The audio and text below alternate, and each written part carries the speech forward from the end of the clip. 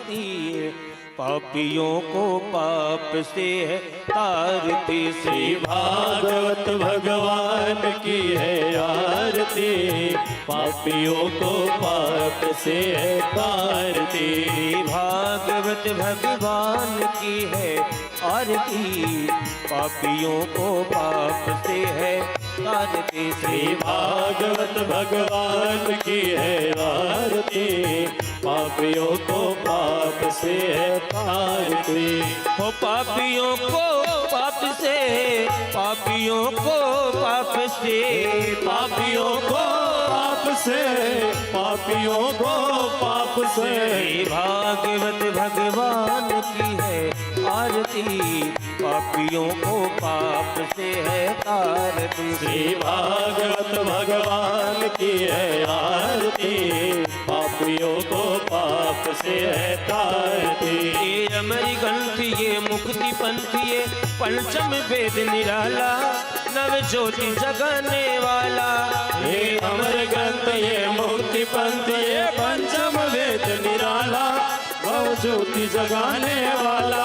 ये अमर ग्रंथ ये मुक्ति पंथ ये पंचम वेद निराला, नव ज्योति जगाने वाला। हरि नाम यही हरि धाम यही, हरि नाम यही हरि धाम यही, हरि नाम यही हरि धाम यही।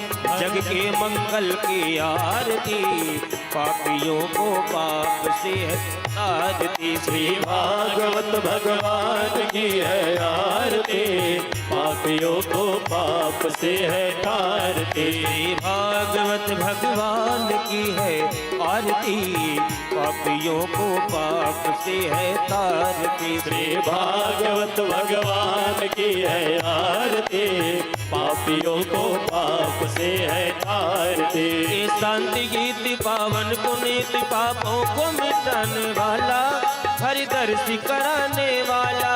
ये शांति गीत पावन पुनीत पापों को मिटाने वाला, हरि दर्श कराने वाला। ये शांति गीत पावन पुनीत पापों को मिटाने वाला, ये सुख करनी ये दुख हरनी, ये सुख करनी ये दुख हरनी, ये सुख करनी ये दुख हरनी। श्री मधुसूदन की आरती, पापियों को पाप से तारती। श्री भागवत भगवान की है आरती, पापियों को पाप से है तारती। ओ पापियों को पाप से, पापियों को पाप से, पापियों को पाप से, पापियों को पाप से। श्री भागवत भगवान की है आरती, पापियों को पाप से है तारती। श्री भागवत भगवान की है आरती, पापियों को पाप से है तारती। यह मधुर बोल जगपंथ बोल, सतमार्ग दिखाने वाला, बिगड़ी को बनाने वाला। ये मधुर बोल जगपंथ बोल, सतमार्ग दिखाने वाला, पापों को मिटाने वाला। यह मधुर बोल जगपंथ बोल, सतमार्ग दिखाने वाला, बिगड़ी को बनाने वाला। श्री राम यही घनश्याम यही, श्री राम यही घनश्याम यही, श्री राम यही घनश्याम यही, श्री राम यही घनश्याम यही। प्रभु की महिमा की आरती, पापियों को पाप से है तारती। श्री भागवत भगवान की है आरती, पापियों को पाप से है तारती। श्री भागवत भगवान की है आरती, पापियों को पाप से है तारती। श्री भागवत भगवान की है आरती, पापियों को पाप से है तारती। ओ पापियों को पाप से, पापियों को पाप से, पापियों को पाप से, पापियों को पाप से। श्री भागवत भगवान की है आरती, पापियों को पाप से आरती। श्री भागवत भगवान की है आरती, पापियों को पाप से है तारती। कर्पूर गौरम करुणावतारम, संसार सारम भुजगेन्द्रहारम, सदा वसन्तं हृदयारविन्दे भवं भवानी सहितं नमामि। त्वमेव माता जगता त्वमेव, त्वमेव बन्धु जिसका त्वमेव त्वमेव विद्याधरणं त्वमेव त्वमेव सर्वं मम देवदेव त्वमेव सर्वं मम देवदेव त्वमेव सर्वं मम देवदेव हरे राम राम राम हरे हरे हरे कृष्ण कृष्ण कृष्ण हरे हरे हरे राम राम हरे हरे हरे कृष्ण कृष्ण कृष्ण हरे हरे राम राम हरे हरे कृष्ण कृष्ण हरे हरे। बोलिए भागवत भगवान की जय हो।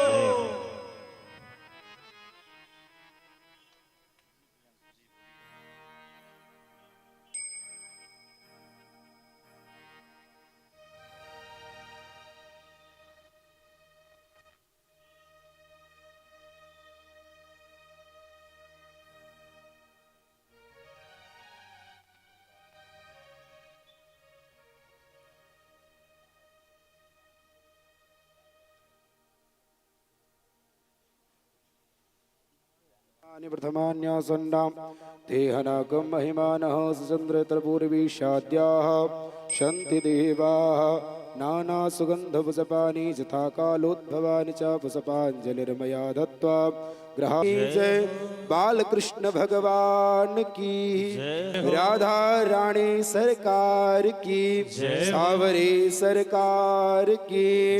बम नमः पार्वती पतये हर हर महादेव शंभो। आइए सभी से निवेदन है कि अपने अपने स्थान पर आप लोग बैठ जाएं और देवी जी से निवेदन करेंगे हम कि अपने मुखारबिंद से सभी भक्तों को कथा का रसास्वादन कराएं, रसपान कराएं। जय श्री राधे।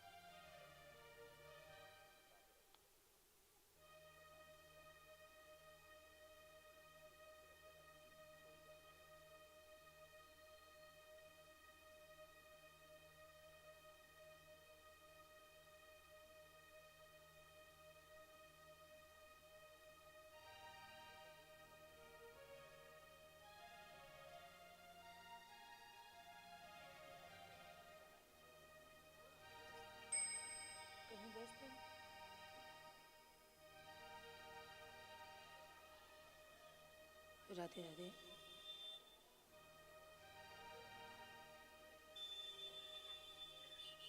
बार-बार कोशिश की।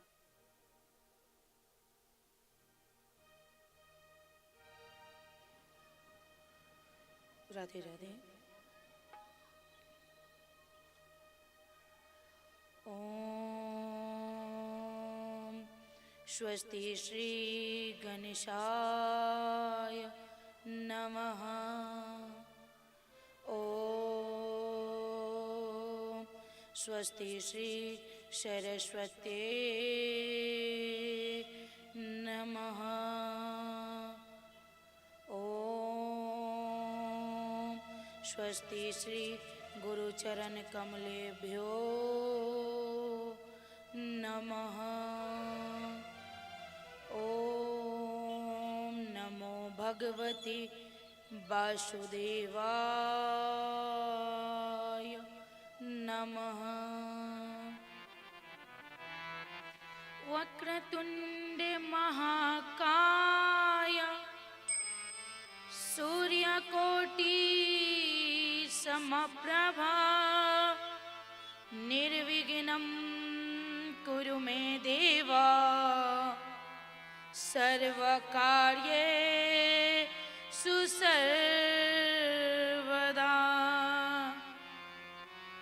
नमस्ते शारदे देवी सरस्वती मति प्रदे वशत्वं मम जीवाग्रहे सर्वविद्या प्रदा भव कृष्णं नारायणं वन्दे कृष्णं वन्दे ब्रजप्रियं कृष्णं द्वैपायनं वन्दे कृष्णं वन्दे पृथासुतं सच्चिदानन्दरूपाय विश्वोत्पत्त्यादिहेतवे तापत्रय विनाशाय श्रीकृष्णाय वयं नमः। राधे मेरी माँ तू है, पिता मेरे घनश्याम, इन दोनों के चरणों में मेरा कोटि कोटि प्रणाम। राधे मेरी स्वामिनी, मैं राधे जू की दास, जन्म जन्म मोहे राखियो श्री वृंदावन में वास। मेरे प्यारे मोहना मोह मन गयो समाय, तेरा मुख देखे बिना मोहे कछु नाही सुहाय।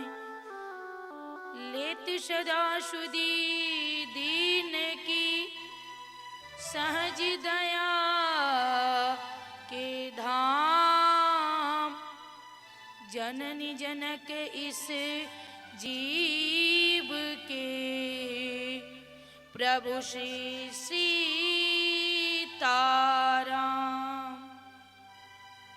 प्रेम से बोलिए रामचंद्र भगवान की जय हो, श्री बांके बिहारी लाल की जय हो, राधा रानी सरकार की जय हो, भागवत भगवान की जय हो, व्यास जी महाराज की जय हो, सुखदेव जी महाराज की जय हो, जय जय श्री राधे श्याम।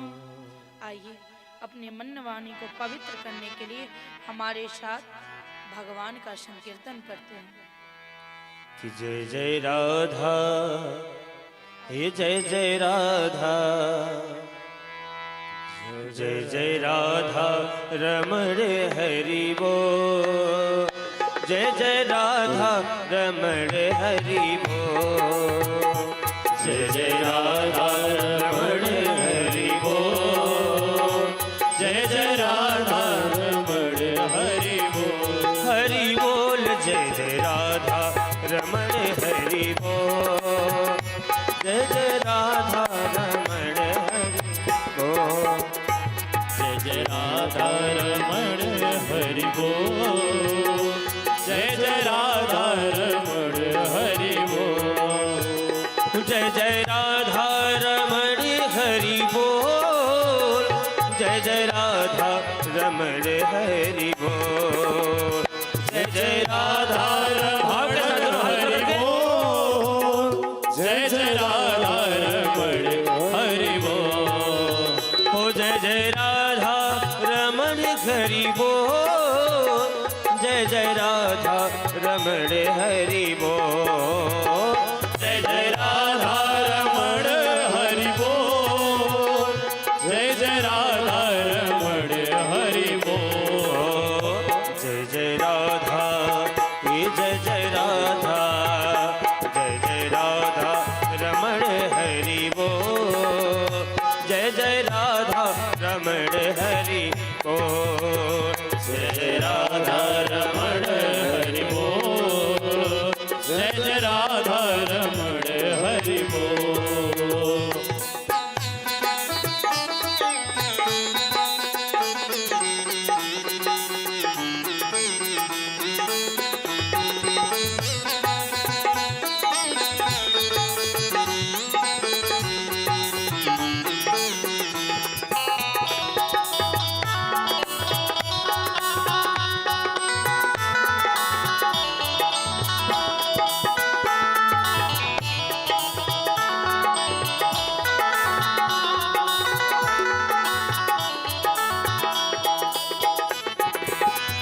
मन तेरा बोले राधे कृष्णा, मन मेरा बोले राधे कृष्णा, ओ तन तेरा बोले राधे कृष्णा, तन तेरा बोले राधे कृष्णा, जिहवा बोले कि राधे कृष्णा, जिहवा बोले राधे कृष्णा, मुख से निकले कि राधे कृष्णा, मुख से निकले राधे कृष्णा, जय राधा, जय जय राधा, जय जय राधा रमण हरि बोल, जय जय राधा रमण हरि बोल, हरि बोल, जय जय राधा रमण हरि बोल, जय जय राधा रमण हरि बोल, जय जय राधा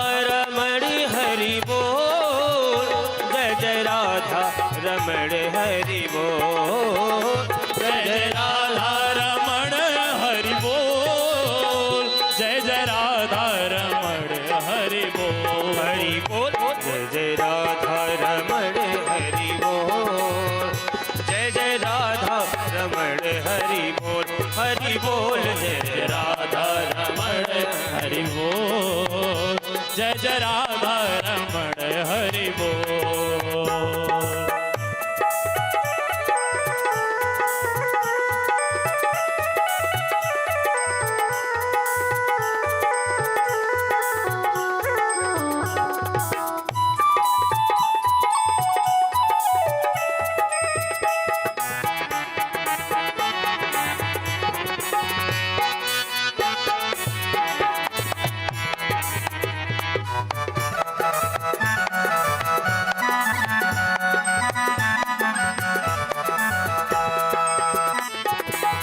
पल के बोले राधे कृष्णा, ओ पल के बोले राधे कृष्णा, ओ अल के बोले राधे कृष्णा, अल के बोले राधे कृष्णा, आंखें बोले राधे कृष्णा, आंखें बोले राधे कृष्णा, सांसें बोले कि राधे कृष्णा, ओ सासे बोले राधे कृष्णा, जय जय राधा, जय जय राधा, जय जय राधा रमण हरि बोल, जय जय राधा रमण हरि बोल, हरि बोल, जय जय राधा रमण हरि बोल, जय जय राधा रमण हरि बोल, हरि बोल, जय जय राधा रमण हरि बोल,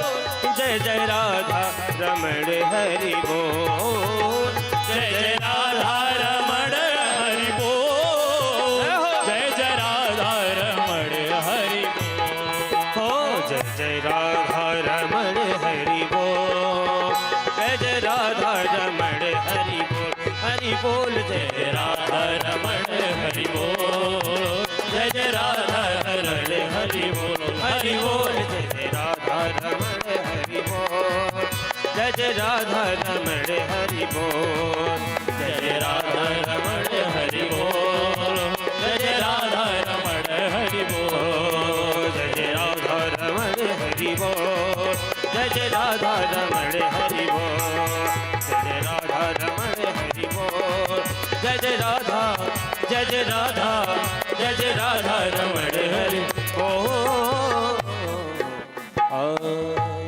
बोली राधा रानी सरकार की जय हो, लालजू सरकार की जय हो, जय जय श्री राम। जय जय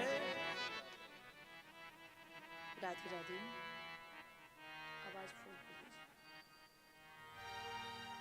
आज चौथा दिवस है।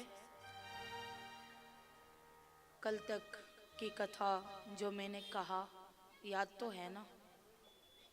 सबको याद है? और इतने विलंब से आप लोग आते हो, ऑफिस आते हो क्या? जब समय 8 बजे की है तो ये 7 दिवसीय मैं गुरु हूँ और गुरु को आने से पहले बच्चे को आ जाना चाहिए। और आप लोग सोचते हो कि आरती होगा फिर जाएंगे। बस 7 दिन की तो बात है, उसमें से 3 दिन बीत गई, आज चौथा दिन, 3 दिन और कोई आएगा नहीं परेशान करने के लिए। इसके लिए अभी बाकी के 3 दिन जो है समय से आ जाइए, क्योंकि जितना विलंब आप करेंगे कथा उतनी विलंब से स्टार्ट होगी। और फिर मैं क्या करूँगी, मैं संक्षेप कर दूँगी, काट दूँगी कथा को, तो नुकसान किसको होगा? आप लोगों को।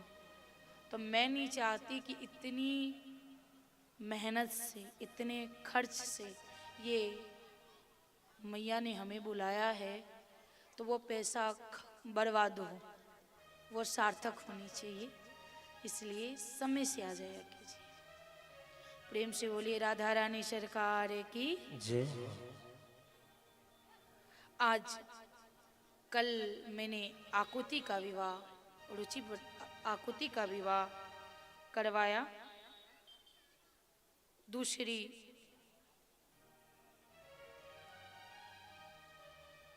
जितने और संतान हैं मनु और शत्रुपा का, उनका वर्णन करते हैं। आकुति के गर्भ से 2 संतति हुए, एक पुरुष और एक स्त्री। देवहूति का संतान कितना हुआ? 10, और 10 में से 9 कन्या और एक कपिल देव जी।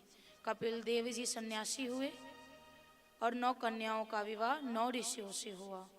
बच्ची आकुति, आकुति का विवाह रुचि प्रजापति से, जिनसे 2 संतान हुई, एक पुरुष और एक नारी। यज्ञ स्वरूप भगवान नारायण स्वयं हैं, जो आकुति के गर्भ से उत्पन्न हुए, और स्त्री माता लक्ष्मी स्वयं दक्षिणा के स्वरूप में आकुति के गर्भ से उत्पन्न हुई।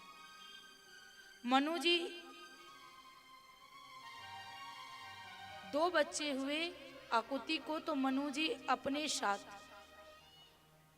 दक्षिणा को लेकर चले जाते हैं ताकि वहाँ पलेगी बढ़ेगी, क्योंकि कहते हैं ना कि जो ब्याज होती है ना वो ज़्यादा प्यारा होता है। हम किसी को पैसे देते हैं, अगर वो मिले तो अच्छा ही है, और उसके साथ अगर ब्याज मिलता है तो ज़्यादा आनंददायक होता है। ऐसे जितना पुत्र से प्रेम होता है, उससे कई ज़्यादा पौत्र और पौत्री से, अर्थात पोता और पोती से प्रेम होता है। नाना जी के साथ दक्षिणा रहने लगी। जब विवाह के योग्य हुई तो उन्होंने आग्रह किया कि मुझे यज्ञ से ही विवाह करना। यज्ञ कौन है? स्वयं नारायण है, और लक्ष्मी हमेशा नारायण से ही विवाह करेगी, किसी और से नहीं। तो नारायण से विवाह हुई उनका। इसीलिए कहते हैं कि अगर किसी प्रकार का हम यज्ञ करते हैं और उस यज्ञ में अगर हम दक्षिणा का प्रधानता नहीं रखते, प्रदान नहीं करते, तो वो यज्ञ सफल नहीं होता। क्योंकि जहाँ माता लक्ष्मी का सम्मान नहीं, वहाँ नारायण नहीं आते। अब दक्षिणा का जब विवाह हुआ तो यज्ञ भगवान प्रसन्न होकर 12 पुत्र उत्पन्न किए। कितने? 12, जिसमें तोष, प्रतोष, संतोष, भद्र, शांति, कवि, विभु, स्वहन, ऐसे 12 पुत्र हुए। प्रसूति का विवाह ब्रह्मा जी के पुत्र दक्ष प्रजापति से हुई। किनसे हुई? दक्ष प्रजापति से। उससे उन्होंने सुंदर नैनों वाली 16 कन्याओं को उत्पन्न किया। कितने? वैसे तो दक्ष की पुत्री बहुत है, लेकिन जब भागवत जी लिखी गई थी तो उसमें केवल 16 कन्याओं का वर्णन है, जिसमें से 13 धर्म को दिया। कितनी? 13 धर्म को दिया, एक अग्नि को दिया। विवाह कर रहे हैं, कन्यादान कर रहे हैं। 13 धर्म के हाथ से कन्यादान किए, एक अग्नि के हाथ से कन्यादान किए और एक समस्त पितृगण के हाथ से कन्यादान किए। कहते हैं कि अन्य दान सबसे बड़ा है, जब नयन दान करते हैं वो बड़ा है, रक्तदान बड़ा है, लेकिन सबसे बड़ी दान क्या है पता है? कन्यादान सबसे बड़ी दान है। अगर हम अन्न दान करते हैं या नयन दान करते हैं या रक्त दान करते हैं तो अपना उद्धार करते हैं, लेकिन अगर हम कन्या दान करते हैं तो 15 पीढ़ी को हम उद्धार करते हैं। कैसे? 7 पीढ़ी जो बीत गई वो, और जो 7 पीढ़ी बीतेगी वो, और एक पीढ़ी वो जो हम खुद स्वयं दान कर रहे हैं। तो कितनी दान हुई? कितने का उद्धार हुआ? 15 पीढ़ी का उद्धार हो गया। अब जरूरी नहीं कि हम स्वयं अपने ही लड़की का कन्यादान करें।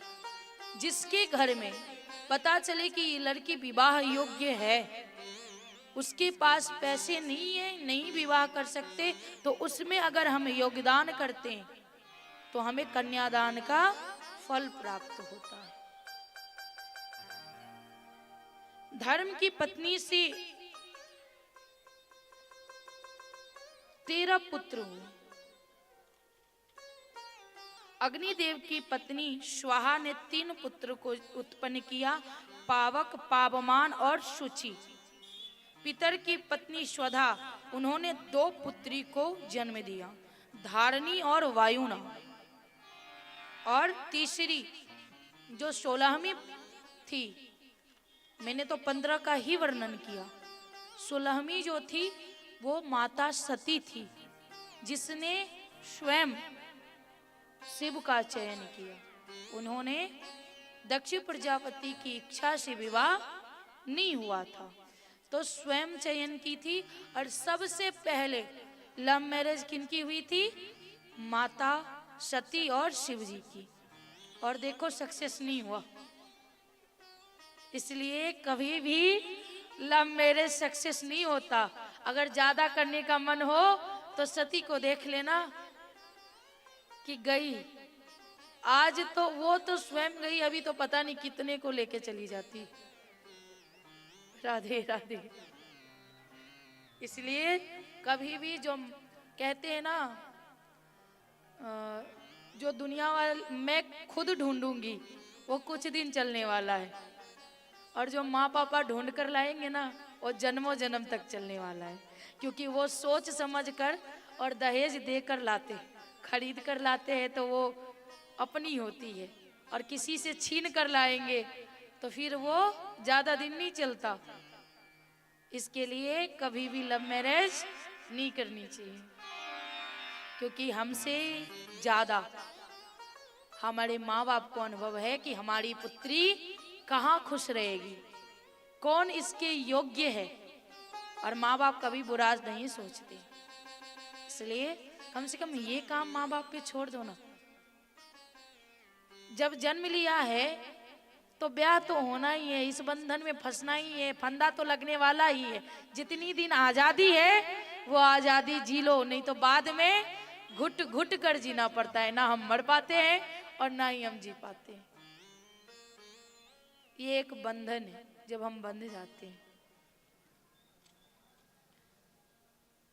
एक बार प्रजापतियों ने सोचा कि यज्ञ करेंगे, और जब यज्ञ की बात आती है तो केवल अकेले कोई यज्ञ नहीं कर सकता। उसके लिए 10 जन को बुलाना, पूछना कि किस प्रकार करूं, क्योंकि ये जो काम है सामाजिक है, अकेले की नहीं है।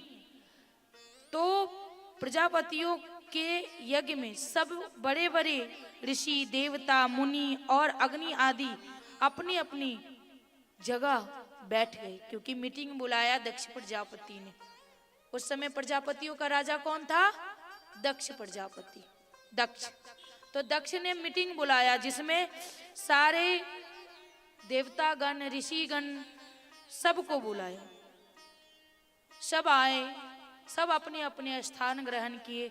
और अभी अभी बताया कि जो सभापति का मेन रहता है वो पाछे से आता है, पहले कोई और आ जाता है और बाद में सभापति का मेन आता है। और हम क्या करते हैं, हम मेन आ जाते हैं और आप लोग गायब रहते हैं। राधे राधे। ये कलयुग है पार्थ, ये कलयुग है। पहले सभापति आ जाओ और बाद में ये लोग आएंगे, क्योंकि ड्यूटी पूरा करना है ना इन लोगों को। तो ऐसे ही जब सभा लगी तो सब आ गए, सबने अपने अपने स्थान ग्रहण किया। और कहा जाता है कि जैसे ही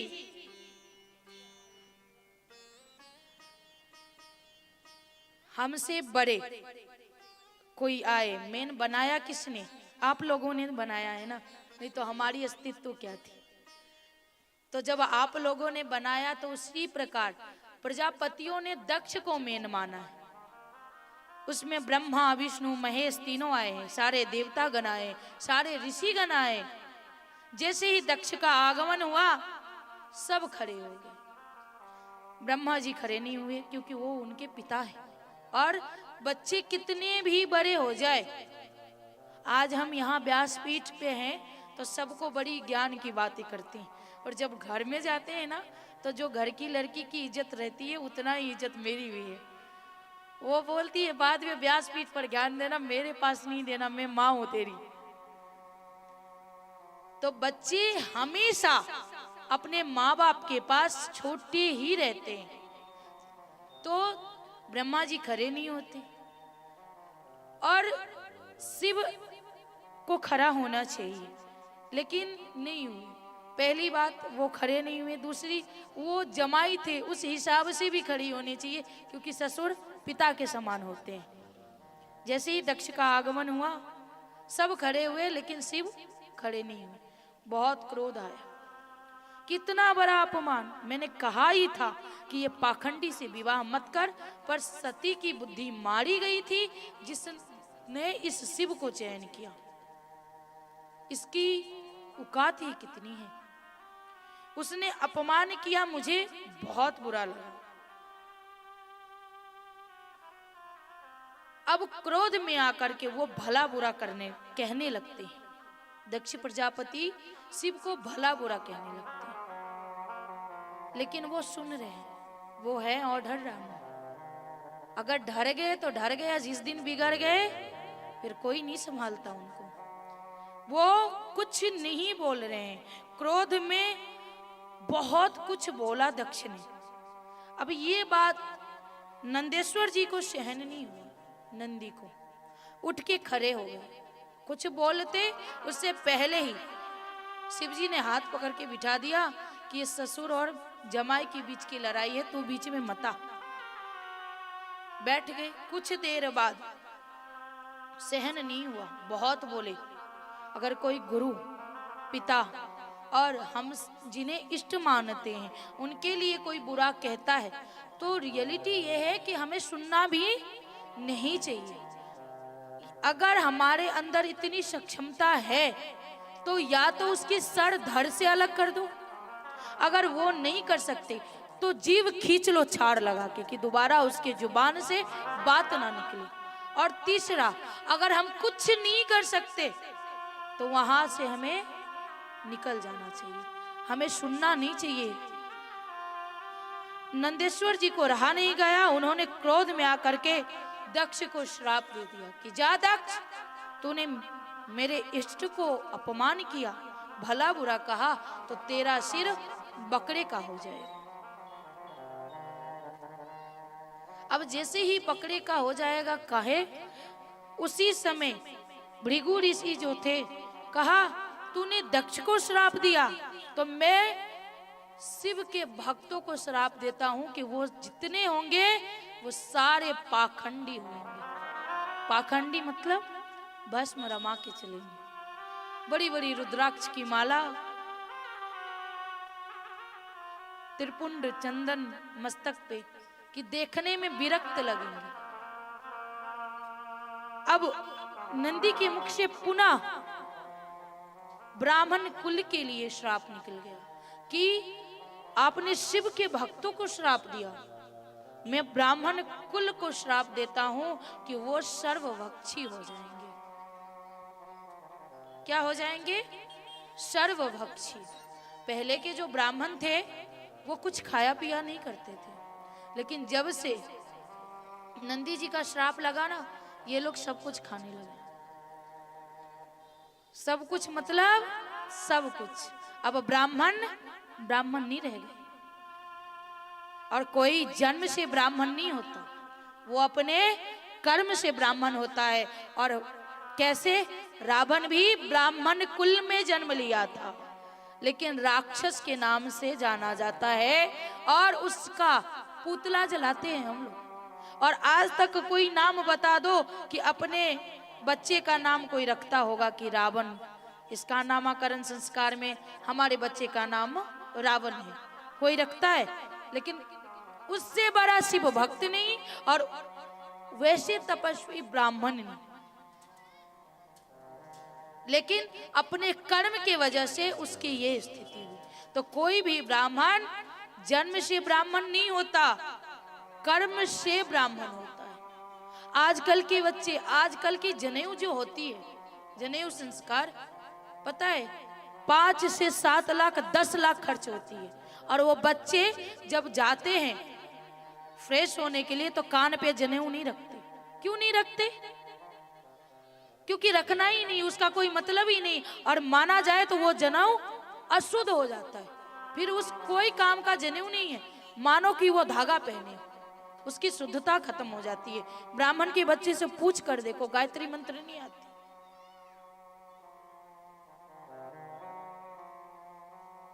तो ये सब खत्म होती जा रही है धीरे धीरे, क्योंकि हम शिक्षा नहीं दे रहे। हम शिक्षा क्या नहीं दे रहे? हम उसको सूर्य अर्घ दिलाना नहीं सिखा रहे, हम उसे गायत्री मंत्र नहीं सिखा रहे। जनेऊ का मतलब क्या होता है वो हम, पिता को ही नहीं आता तो बेटा कहाँ से सीखेगा? सीखेगा बेटा? नहीं सीखेगा। जो हम माँ बाप को देखते हैं वही हम सीखते हैं। आइए प्रेम से बोलिए राधा रानी सरकार की जय। मत आइए, क्योंकि अब विवाह ही कराएंगे, कथा वहां विवाह तक लेके जाते हैं,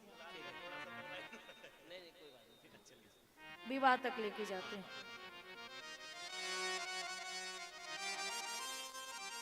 प्रेम से बोलिए राधा रानी सरकार की जय हो।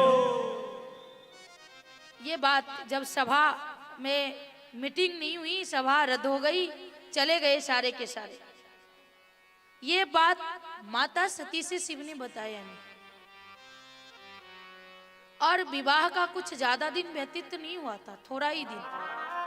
और कहते हैं कि विवाह के बाद घूमने जाना चाहिए, थोड़ा इस घर में हम उस माहौल में ढल जाए, इसके लिए घूमने जाना चाहिए। तो इसका मतलब ये नहीं कि हम हनीमून पे जाए, ये कहीं नहीं लिखा है किसी शास्त्र में कि हम हनीमून पे जाए।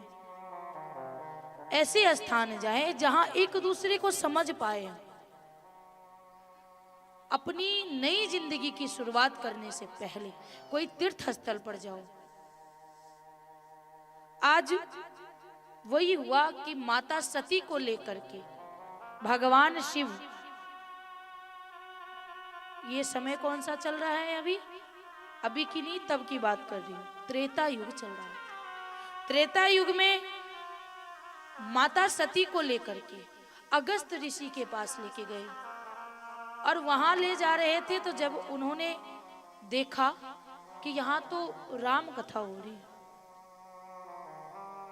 तो माता सती ने सोचा कि पता नहीं किससे ब्याह हो गया, ये इसके साथ कथा सुनो, इससे अच्छा ये शरीर ही छूट जाती, पता नहीं कौन सी गलती हो गई। अब कहते हैं कि जिस इच्छा से हम कथा सुनते हैं वो इच्छा पूर्ण होती है। संपूर्ण रामायण राम कथा सुनी, कैलाश पर्वत पर जब वो वापस गए तो मन में संदेह हुआ। राम कथा में क्या सुनी कि राम जी माता सीता के लिए बिलख रहे हैं। माता सीता का हरण हो गया है और वो बिलख रहे हैं। तो मन ही मन सोचती है कि ये पूरी कथा में ये बताया गया कि राम जी जो हैं वो स्वयं नारायण है, भगवान है। अगर भगवान है तो एक स्त्री के लिए बिलख रहे हैं, इसका मतलब है कि ये भगवान नहीं है। माता सती के मन में ये इस बात का संदेह उत्पन्न हो गया। और भोलेनाथ तोड़ डानी है, अंतर्यामी है, उन्हें सब पता है। उन्होंने कहा कि सती आपके मन में संदेह है क्या? कहीं नहीं, संदेह तो नहीं है। तब कहते हैं कि अगर मेरे इष्ट के प्रति संदेह है तो आप जाके परीक्षा ले सकते हैं, जाइए। माता सती सीता के रूप में आकर के राम जी से परीक्षा लेती है। परीक्षा लिया, जैसे ही सामने आए तो लक्ष्मण जी आगे पड़े। लक्ष्मण जी सोचे माते यहाँ, भैया को चिल्लाया। भैया जैसे ही देखे वो ये नहीं कहते हैं कि सीते, सीधे कहते हैं कि माँ आप यहाँ तो महादेव कहाँ है? अब अगर हमारी चोरी पकड़ी जाए तो कितनी शर्मिंदगी आती है। मन ही मन सोचती हैं कि ये तो सच्ची में नारायण है, इन्होंने जान लिया। छोटा सा मुंह करके पुनः कैलाश पर्वत पर आई। तो कैलाश पर्वत पर आई तो शिवजी ने पूछा कि क्या आपने परीक्षा ले लिया? कहा नहीं नहीं, मैं तो यूं ही गई थी।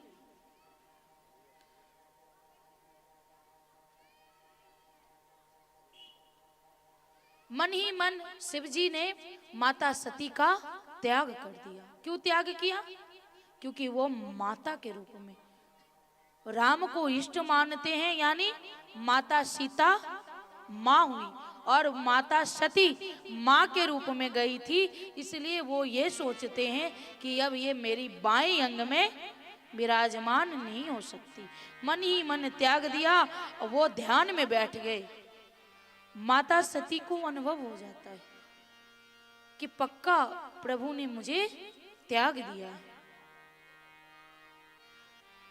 राम जी को ध्यान करके कहती है, राम जी को ध्यान करके कहती है कि प्रभु अगर मैं सिवाय शिव को किसी को सोचा भी हो तो ये शरीर का अंत हो जाए। मैं प्रभु ने अगर मुझे त्याग दिया है तो मुझे इस शरीर के साथ नहीं रहना।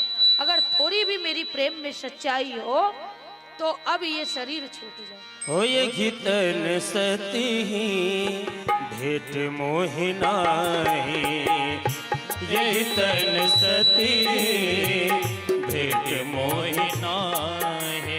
हो शिव संकल्प किन्ह मन माही, हो शिव संकल्प किन्ह मन माही।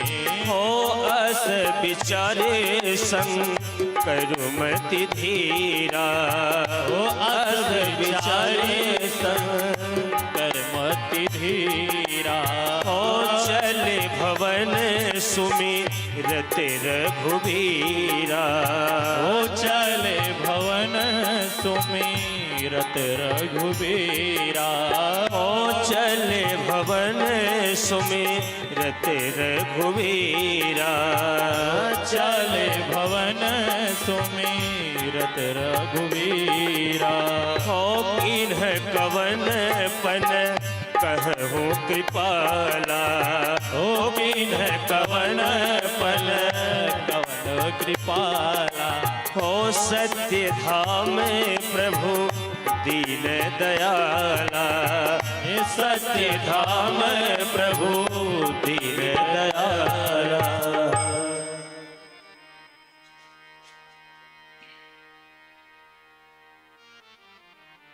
अब वो राम जी से आग्रह करती है कि ये शरीर के साथ मैं नहीं रह सकती। कुछ दिन बाद जब उनका ध्यान टूटा तो माता सती को सेवा करते हुए पाए और उसी दिन दक्ष ने यज्ञ का आयोजन किया था। और उस यज्ञ में शिव को आमंत्रण पत्रिका नहीं भेजी थी। सारे देवतागण को, ऋषिगण को, सबको भेजा, लेकिन शिव के पास बुलावा नहीं आया। माता सती बड़े अधिकार दक्ष जब पावा, बड़े अधिकार दक्ष जब पावा, ओ अति अभिमान हृदय तब आवा, अति अभिमान हृदय तब आवा, ओ नहीं को असे जन माँ जग माही, नहीं को अस जन माँ जग माही, हे प्रभुता पाए जहि मद नाही, हे प्रभुता पाए जाई मद नाई। सबको आमंत्रण आया, लेकिन शिव को नहीं आया। और माता सती पूछ रही है कि महादेव, ये जितनी विमान जा रही है वो कहाँ जा रही है? उन्हें पता ही नहीं है कि हमारे पिताजी ने यज्ञ का आयोजन किया है जिसमें शिव को नहीं बुलाया है। बार बार आग्रह जब करती हैं तो शिव कहते हैं कि देवी, ये कहीं और नहीं, तुम्हारे मायके ही जा रहे हैं। क्यों? तो तुम्हारे पिता ने यज्ञ का आयोजन किया है। कहा हमें भी तो जाना चाहिए। कहा देखो, जाना तो चाहिए पर हमें बुलावा नहीं आया है, और अगर बुलावा नहीं आया है तो वहां हमें जाना नहीं चाहिए। कहते हैं कि माँ का दरबार, मायका जो होता है, वो रात की 12 बजे हो या सुबह की 3, हमेशा खुली रहती हैं अपनी बेटियों के लिए। लेकिन तब नहीं जब माँ के घर में किसी प्रकार का आयोजन है और वो हमें बुलाए ना, तब तो भूल कर भी नहीं जानी चाहिए, क्योंकि वहां जाने से अपमान के अलावा मान कभी नहीं मिल सकता, अपमान ही मिलेगा। सब यही कहेंगे कि हमने बुलाया नहीं और ये मुंह उठा के चली गई।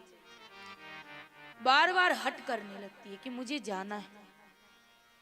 नंदी देव का साथ लगा करके माता सती को मायके भेज देते हैं। ओ भांति अनेक शंभु समुझावा, भांति अनेक शंभु समझावा, ओ भावी बसन ज्ञान उर आवा, ओ भावी बसन ज्ञान उर आवा, ओ पीता भवन जब गई भवानी, ओ पिता भवन जब गई भवानी, ओ दक्षदास का हुन सन्मानी, दक्षदास का हुन सन्मानी, ओ सादर भले ही मिली एक माता, ओ सादर भले मिली एक माता,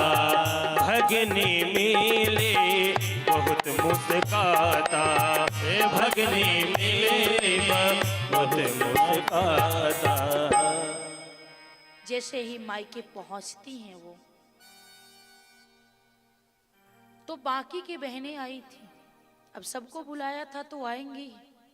घर में छोटा सा काम हो या बड़ा सा काम, बेटियां तो आती ही है, पर इन्होंने अपनी इच्छा से विवाह किया था और उन्हें लगा कि शिव ने मेरा अपमान किया, जिसकी वजह से उन्होंने आमंत्रण नहीं भेजा। और जब वो आती हैं तो बाकी की सारी बहनें वहां मौजूद है और सब मुस्का रही है। और मुस्का नहीं रही है मतलब हंस रही है मनी मन कि देखो इसको बुलाया नहीं और ये आ गई। लेकिन माँ जो होती है वो माँ होती है। माँ कभी बुलाओ ना बुलाओ, माँ को कोई फर्क नहीं पड़ता। माँ के लिए सभी संतान समान रूप के होते हैं।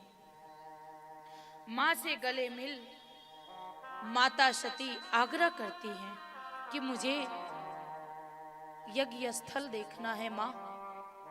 माता कहती है जाओ देख लो।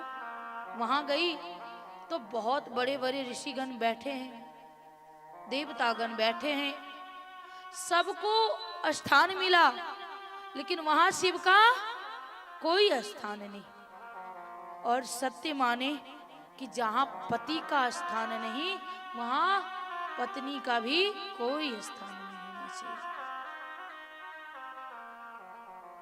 और खासकर मायके में, अगर आपके मायके में उनका अपमान हो रहा है तो वहां क्षण भर मत रुको, क्योंकि मायके पूरा जिंदगी साथ नहीं देने वाली है, उसी के साथ पूरा जीवन काटना है। तुरंत बेग उठाओ और चल दो, क्योंकि हम तो सती नहीं कि वहां अपने शरीर को नष्ट कर पाए। माता सती को क्रोध आया, ऋषियों को कहे कि ऋषिगण, मैं तो अपने आप को भाग्यहीनता मानती हूं कि मैं इस दक्ष की पुत्री हूं, जिसका सोच इतना गंदा है। आप लोग तो परम ज्ञानी थे, आपके अंदर इतना विचार नहीं आया कि जहां शिव का स्थान नहीं, वहां आप लोग आराम से आ गए।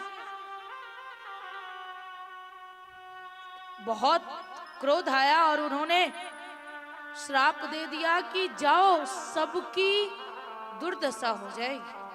अगर मेरे पति का अपमान हुआ, वो दक्ष नहीं जान पा रहा है अहंकार में, लेकिन तू तो जान पा रहा है ना। लेकिन आप लोगों ने भी साथ दिया, इसका मतलब आपने भी उतना ही अपमान किया है शिव का, इसका फल तो मिलेगा। और क्रोध से कहते हैं कि अग्नि कुंड में माता सीता सती कूद जाती है, नहीं, अपनी अंगूठे से आग को उत्पन्न करती है और अपने शरीर को नष्ट कर लेती है।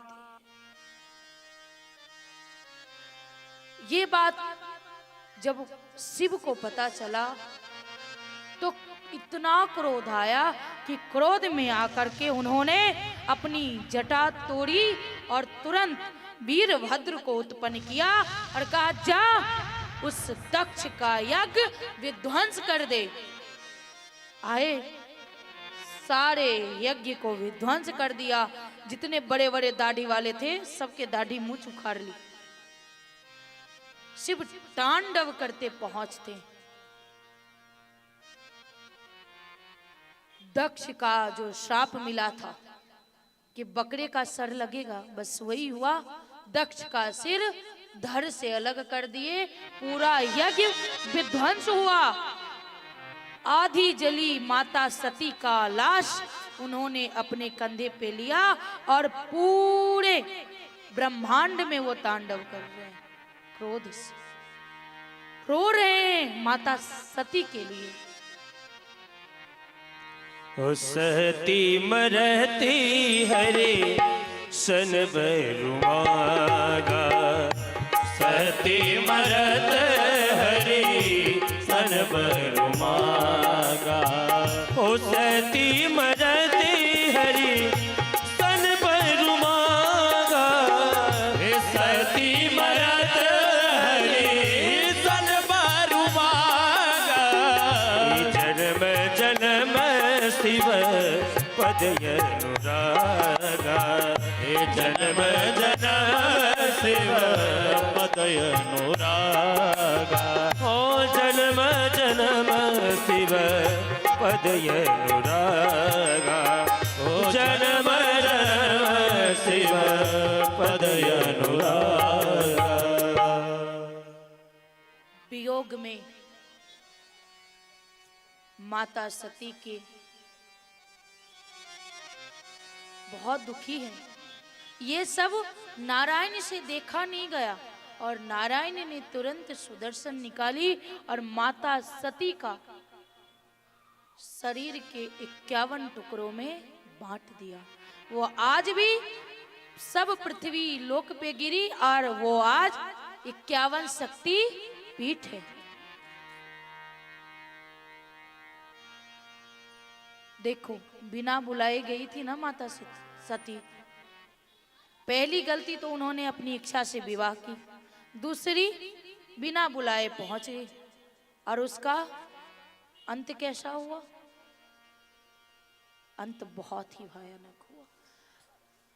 और जैसे ही माता सती की शरीर अंग 51 टुकड़ों में इस पृथ्वी लोक पे गिरी, 51 शक्ति पीठ बनी और इधर शिव ध्यान में चले गए। एक दैत्य को श्राप था कि शिव के पुत्र से उसकी मृत्यु होगी, जिसके लिए सभी बार बार कोशिश कर रहे थे कि ध्यान न टूटे और ब्याह हो गए। वही माता सती हिमालय की पुत्री पार्वती बन करके आई और बचपन से उनके हृदय में माता सती ने मांग ही लिया था ना राम जी से कि जन्म जन्म यही पति मिले।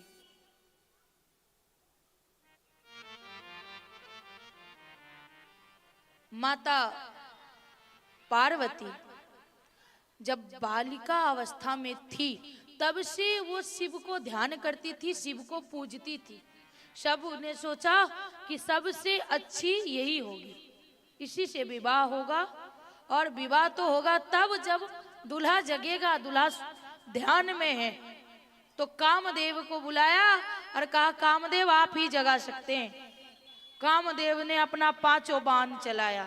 कल 5 के बारे में बताया था ना, देखने की क्षमता, सूंघने की, स्पर्श की और सुनने की और स्वाद की। ये 5 वाली बाण जैसे ही चलाई उनका ध्यान टूटा। अच्छा मैंने ही वरदान दिया और मुझ पे ही बाण चलाया तूने। उनकी तेज से उसी समय कामदेव को भस्म कर दिए। कामदेव को भस्म किए। अब कौन उनके क्रोध को शांत करे? तो माता पार्वती को बुलाया गया कि आप ही सेवा करो, आप ही इनको शांत करो। बाद में बार बार आग्रह करके शिव जी को जैसे तैसे तैयार किए विवाह के लिए कि कम से कम विवाह हो, संतान होगा तो वो दैत्य जो हाहाकार मचा रहा है उसका अंत हो। आइए हम सब विवाह में प्रवेश करते हैं।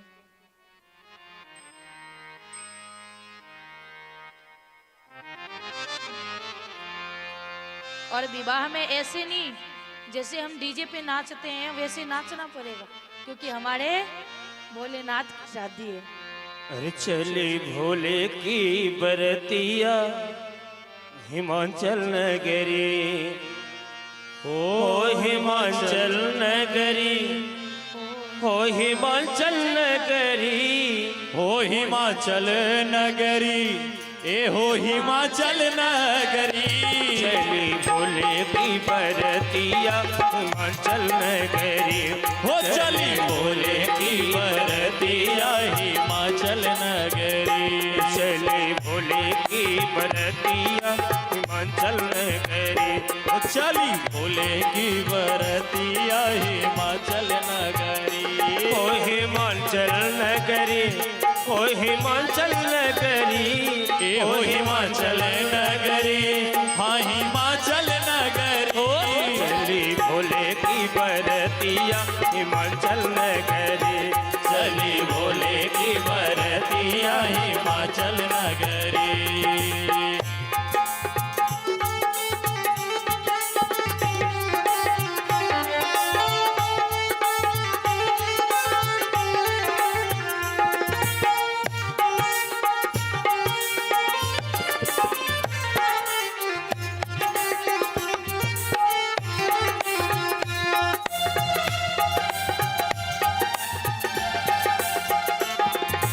पूर्वासी सब देखन लागे कैसे आई बरात, हो पूर्वासी सब देखन लागे कैसे आई बरात। ये है पूर्वासी सब देखन लागे कैसी आई बरात, पूर्वासी सब देखन लागे कैसी आई बरात। अरे कौन कौन से आए बराती, अरे कौन कौन से आए बराती। ऐसी है जमात कैसी दुल्हा की सूरतिया हिमाचल नगरी, कैसी दुल्हा की सूरतिया हिमाचल नगरी। ओ हिमाचल नगरी, भोले हिमाचल नगरी, हे हो हिमाचल नगरी, भोले हिमाचल नगरी। चली आई शिव की बरतिया हिमाचल नगरी। हो चली फूल की बरतिया हिमाचल नगरी।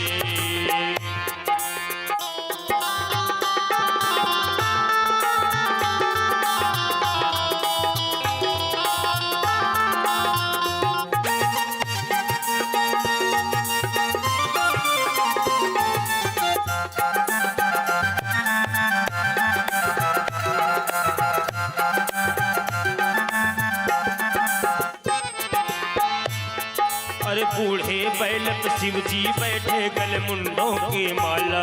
हो बूढ़े बैल पे शिव जी बैठे गल मुंडों की माला। हो बूढ़े बैल पे शिव जी बैठे गल मुंडों की माला। हो बूढ़े बैल पे शिव जी बैठे गल मुंडों की माला। अरे अंग अंग में भस्म रमाए। हो अंग अंग में भस्म रमाए। बिच्छू के हैं बाल ओढ़े काले रे कमरिया हिमाचल नगरी। ओढ़े काली रे कमरिया हिमाचल नगरी। ओ हिमाचल नगरी, भोले हिमाचल नगरी। हो हिमाचल नगरी, हाँ हिमाचल नगरी। आई शिव की बरतिया हिमाचल नगरी। हो आई शिव की बरतिया हिमाचल नगरी।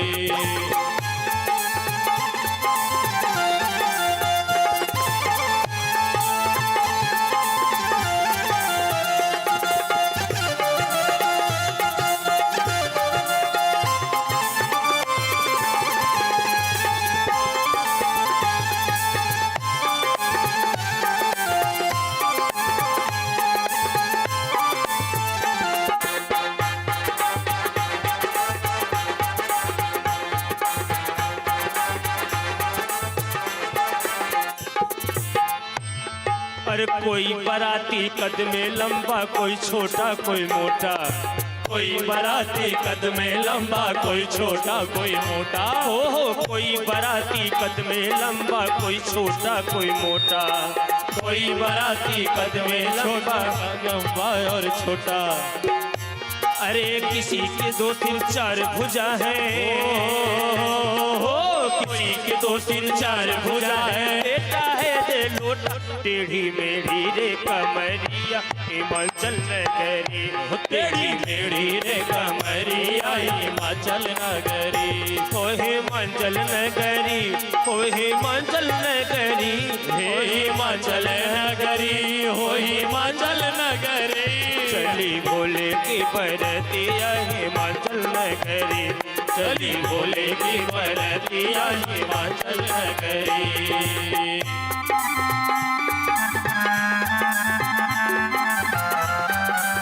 प्रेम से बोलिए भूत भावन भोलेनाथ की।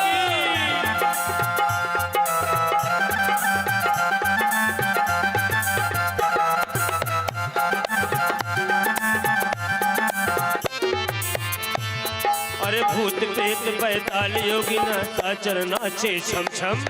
भूत प्रेत बेताल योगिना नाचे नाचे छम छम।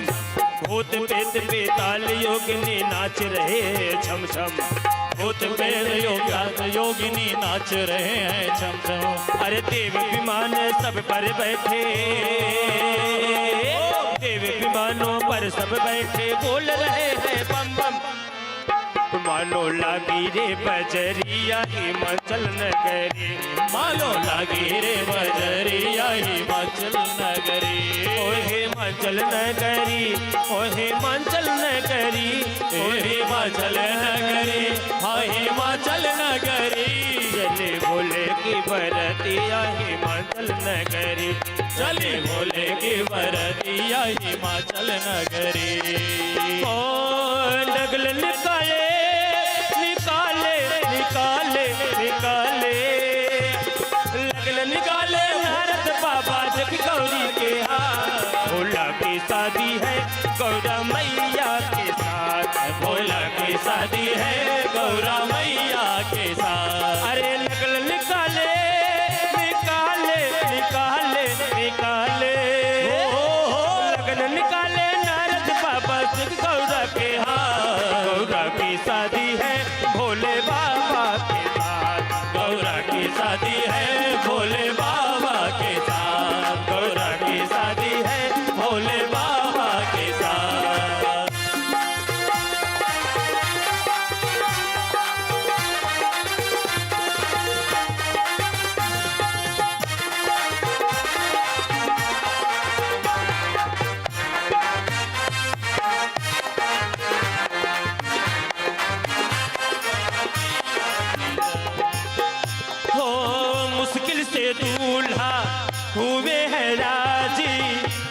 में माने ना गौरा के माजे। मुश्किल से दूल्हा हुए हैं राजी, बीच में माने ना गौरा के माजी। अरे मुश्किल से दूल्हा।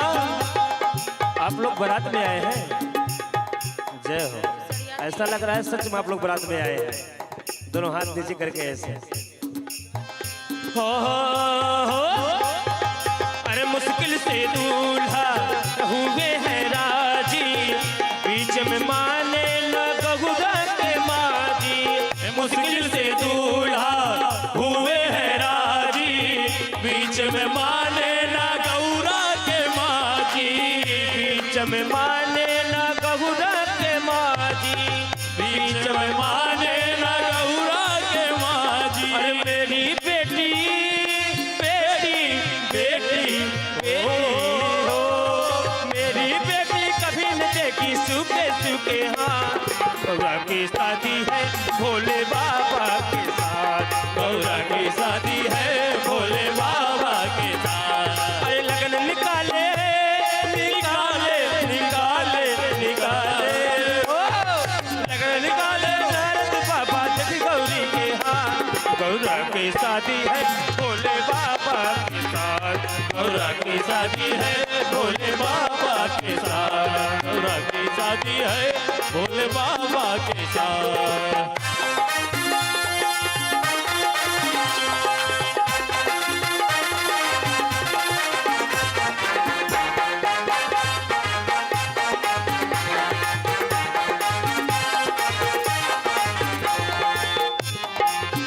हो अपने तो और घर भंगिया चबाए, पार्वती को यहाँ भूखे सुलाए।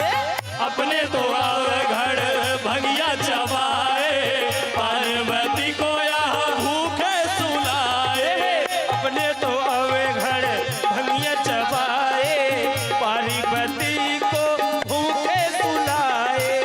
अपने तो घर भंगिया चबाए, पार्वती को भूखे सुलाए। क्या खाएगी वहाँ पे गौरी? क्या खाएगी वहाँ पे गौरी? बकेल रोटी भात। गौरा की शादी है भोले बाबा के साथ। गौरा की शादी है भोले बाबा के साथ। गौरा की शादी है भोले बाबा के साथ। अरे लगन निकाले निकाले निकाले निकाले हो, लगन निकाले भोले। लगन निकाले नारद बाबा जय गौरा के हाथ। गौरा की शादी है भोले बाबा के साथ। गौरा की शादी है भोले बाबा के साथ। गौरा की शादी है भोले बाबा के साथ। गौरा की शादी है भोले बाबा के साथ। गौरा की शादी है भोले बाबा के साथ। गौरा की शादी है भोले बाबा बाबा के साथ। भोले भूत भवन भोले भंडारी महाराज की जय हो। गौरा मैया की जय हो। जय श्री राम। अभी हमारे बीच में पंडित जी आए हैं गायत्री मंदिर से, तो उनके स्वागत के लिए हम यहाँ आदित्य भाई को बुला रहे हैं। और बड़ा ही सुंदर और उससे भी ज़्यादा मतलब शिव का, जैसे एक बोलते हैं ना कि शिव का विवाह नहीं हम लोग देख पाए, पर जो भजन के द्वारा जो समझ रहे हैं उस हिसाब से ऐसा लगता है कि सच में वो विवाह हम लोग को थोड़ा सा देखने का मौका मिल गया। तो इसलिए जोरदार तालियां और शंकर पार्वती जी को खूब खूब नमन। शिव विवाह तो नहीं देख पाए पर उनके शिव विवाह में शामिल तो हो गए, बाराती में शामिल तो हो गए। हम पंडित जी से आग्रह करेंगे कि मंच पे पधारे, उनका स्वागत हो। और इसी तरह आप सब लोग जोश पूर्वक जिस तरह आप लोग कथा सुन रहे हैं बड़ा ही अच्छा लगता है। और तालियों के साथ पंडित जी का स्वागत कीजिए। यहाँ मॉडल टाउन उपस्थित गायत्री मंदिर में इनका मेन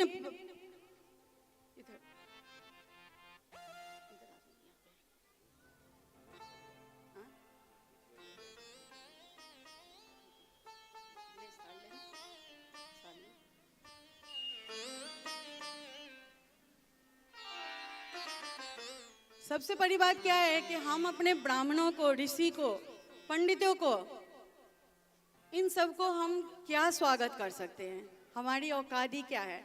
हमारी ही नहीं, सबकी। क्योंकि इन लोगों से जो ज्ञान मिलता है, इन लोगों की जो कृपा होती है, वो बड़ा ही, उसके अपेक्षा में बड़ा ही ये छोटा शब्द है।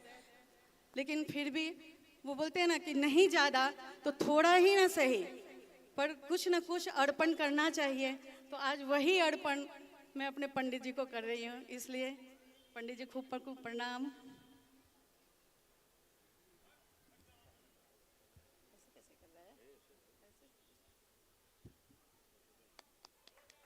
जोरदार ताली हो जाए एक बार पंडित जी के लिए।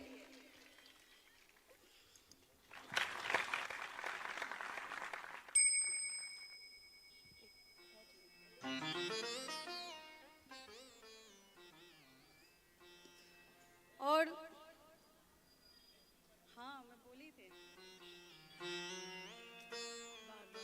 बोली जब तक निकल गई।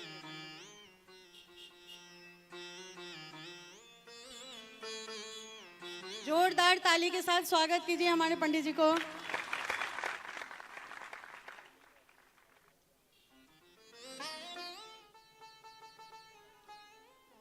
पंडित जी थोड़ा एक शब्द, दो शब्द।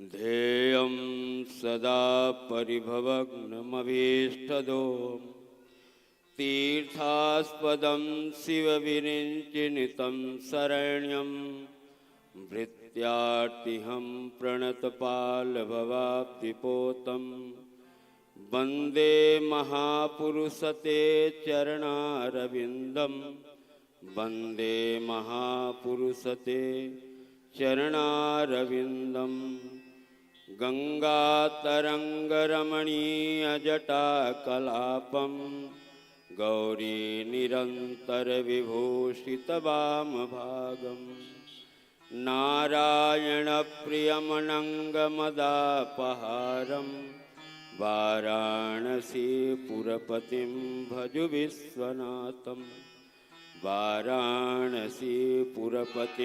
भज विश्वनाथम् नीलाम्बुजश्यामलकोमलाङ्गं सीतासमारोपितवामभागं पाणौ महासायकचारुचापं नमामि रामं रघुवंशनाथं नमामि रामं रघुवंशनाथं। बोलो श्री शंकर भगवान की, बोलो श्री रामचंद्र भगवान की, बोलो श्री लक्ष्मी नारायण भगवान की, श्रीमद्भागवत महापुराण की, श्री वेदव्यास भगवान की। ओम नमः पार्वती पतये हर हर हर महादेव। धन्यवाद पंडित जी। पुनः कथा पे देवी जी। एक बार प्रेम से बोलिए राधा रानी सरकार की जय हो। आइए पुनः कथा में प्रवेश करते हैं। अभी मनु और शत्रुपा की 3 पुत्रियों के वंश का वर्णन किया। उनके पुत्र थे उत्तानपाद और प्रियव्रत। उत्तानपाद के 2 पत्नियां थी, सुनीति और सुरुचि।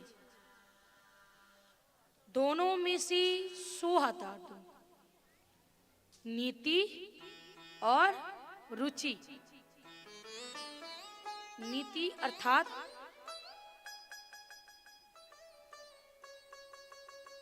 जिसके अंदर ज्ञान हो। रुचि जो देखने में विरक्त हो, सुंदर हो। सुनीति जो सुंदर नीति वाली थी और सुरुचि जो देखने में सुंदर थी। अब ये बताओ कि हम सबसे ज्यादा किसे पसंद करेंगे? किसे पसंद करेंगे? सुनीति को नहीं, सुरुचि को। क्योंकि आजकल कहने वाले बस ये कहते हैं कि रंग ढंग से क्या लेना देना है, और जब लड़की देखने जाते हैं तो सब पहले रंग ही देखते हैं कि ये वाइट है कि काली है। नीति तब नहीं देखते, जब ब्याह हो जाता है तब बोलते हैं कि ये कमी थी, ये कमी थी। वो तो तब देखो ना कि इसके अंदर क्या कमी है, अंदर की चीज देखो। बाहर तो समय के अनुसार ढल जाएगी। उत्तानपाद जी सुरुचि को बहुत प्रेम करते थे और सुनीति को घर से बाहर निकाल दिया। आज तक सुरुचि के पुत्रों को बहुत प्यार लाड, बहुत सम्मान जो एक पिता को करनी चाहिए थी वो करते थे। लेकिन सुनीति के जो पुत्र थे उन्होंने आज तक अपने पिता को देखा तक नहीं, जाना तक नहीं कि कैसे हैं हमारे पिता। बार बार जब बच्चे पूछते थे कि तुम्हारे पिता कौन है, तुम अपने पिता के पास क्यों नहीं जाते, तुम्हारे पिता क्यों नहीं आते, तो बार बार ये अपनी माँ से पूछते कि माँ हमारे पिता कौन है।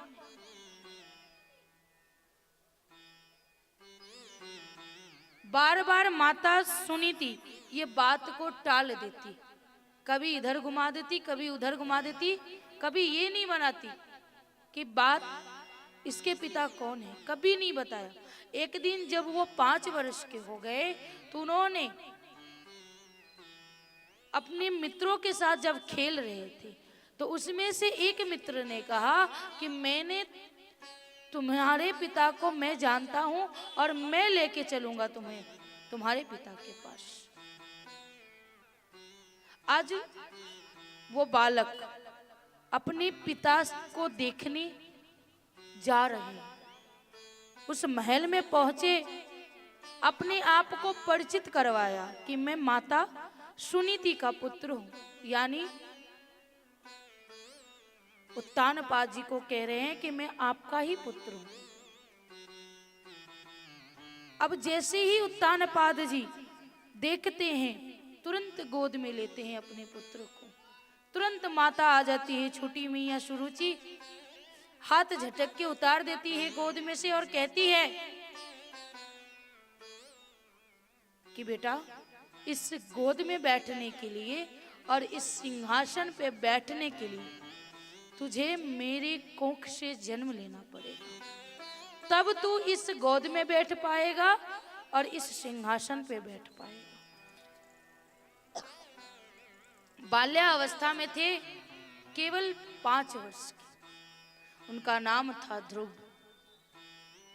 ध्रुव जी अपनी माता सुरुचि से पूछते हैं कि मैया आपके गर्भ से जन्म लेने के लिए मुझे क्या करना पड़ेगा?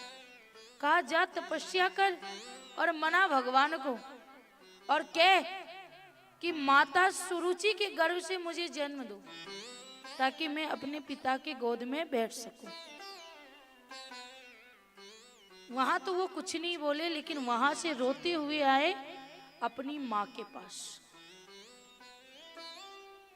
माता सुनीति को सारी बात बताती कि बिना आपके आज्ञा के मैं पिताश्री से मिलने गया, वहां छोटी माँ ने मेरे साथ ये बर्ताव किया और कहा कि तपस्या करूं, फिर मेरे गर्भ से जन्म लो, इसके बाद तुम अपने पिता के गोद में बैठना। माँ मुझे अपने पिता के गोद में बैठना। माता सुनीति बहुत सरल स्वभाव की थी। कहा बेटा तू इस पिता के गोद में बैठने के लिए रो रहा है, अगर तपस्या ही करने जा रहा है इस पिता के गोद में बैठने के लिए, तो इस पिता की गोद में क्या तू परम पिता की गोद में बैठ, ऐसा काम कर, ऐसा तपस्या कर कि तू इस पिता की गोद में नहीं, तू परम पिता की गोद में बैठ। 5 वर्ष के आयु में ही ध्रुव जी घर को छोड़ वन में चले जाते हैं। वन में चले जाते हैं,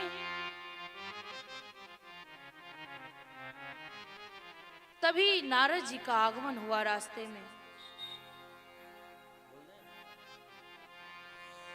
रहना नहीं देश वीराना, रहना नहीं देश वीराना है, रहना नहीं देश वीराना है, रहना नहीं देश वीराना है, वीराना है देश वीराना है, वो वीराना है देश वीराना है, रहना नहीं देश वीराना है, रहना नहीं देश वीराना है। वो यह संसार कांच की चूड़ियाँ, यह संसार कांच की चूड़ियाँ, ओ यह संसार कांच की चूड़ियाँ, यह संसार कांच की चूड़ियाँ, ओ लाग टपोरे झड़ जाना है, रहना नहीं देश वीराना है, रहना नहीं देश वीराना है, रहना नहीं देश वीराना है, वो रहना नहीं देश वीराना है।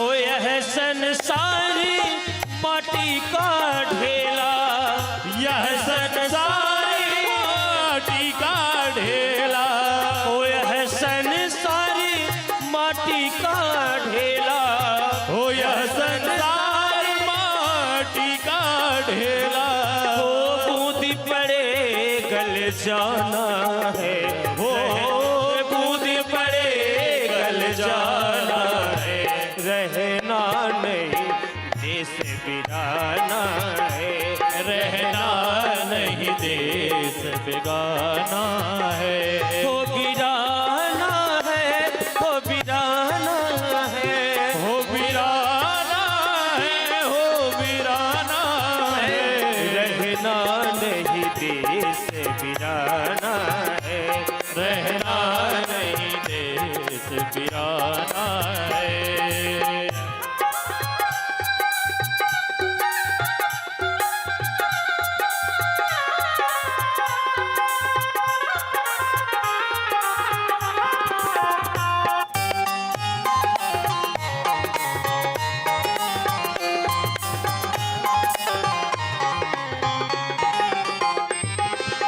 ओ यह संसार झड़ियों झक्का, यह संसार झाड़ और झका, यह संसार झड़ियों झगड़ा, यह संसार झाड़ी और झगड़ा, ओ आग लगे जल जाना है, आग लगे जल जाना है, यहाँ रहना नहीं देश वीराना है, हो यहाँ रहना नहीं देश बेगाना है, यहाँ रहना नहीं देश वीराना है, यहाँ रहना नहीं देश बेगाना है। ओ कह कबीर सुनो भाई साधो, कहे कबीर सुनो भाई साधो, कह कबीर सुनो भाई साधो, कहे कबीर सुनो भाई साधो, करनी का फल पाना है,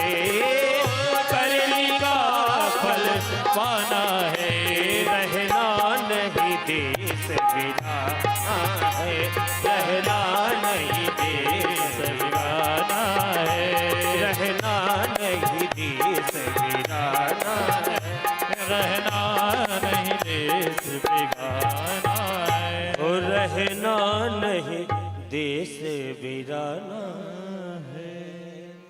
बोलिए माधो सरकार की जय हो।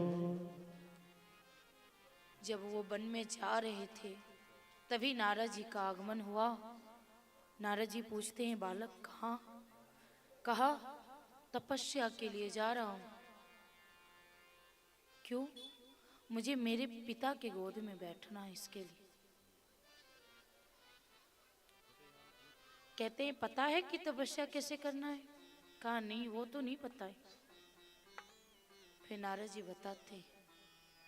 उसी समय उन्होंने गुरु दीक्षा दी और कहते हैं कि बिना गुरु का ज्ञान नहीं होता, इसलिए समय रहते ही दीक्षा ले लिया करो। हम बुढ़ापा का इंतजार करते हैं कि बूढ़े हो जाएंगे फिर दीक्षा लेंगे। दीक्षा दिया और उन्हें कहा कि यमुना के तट पर जाकर के मधुवन में, यमुना के तट पर मधुवन है, वहां जाकर के तुम भगवान का ध्यान करना। और मन में चाहत इतनी थी कि उन्होंने यमुना की नदी में स्नान किया और वहीं की रेती से प्रभु की प्रतिमा बनाई और भगवान को ध्यान करने को बैठा तो 3 दिन बाद जगे। कितने दिन बाद जगे? 3 दिन बाद, क्योंकि चाहत अत्यधिक थी। और किसी चीज को पाने की चाहत हो तो कभी मेरे हाथ से नहीं निकलता। चाहत अंदर जो होनी चाहिए वो मजबूत होनी चाहिए। ऐसे करके महीने बीत गए। 3 दिन पे जगते थे, स्नान आदि करते थे। दूसरी मंथ हुई तो फिर 6 दिन पे जगने लगे। जैसे ही तीसरा मंथ बीता 9 दिन पे जगने लगे। भगवान की तपस्या में लीन ऐसे करके उन्होंने कठोर तपस्या की। कितने दिन का? केवल 5 महीने का। 5 वर्ष की आयु में उन्होंने जितना किया वही बहुत था। आज नारायण को आना पड़ा।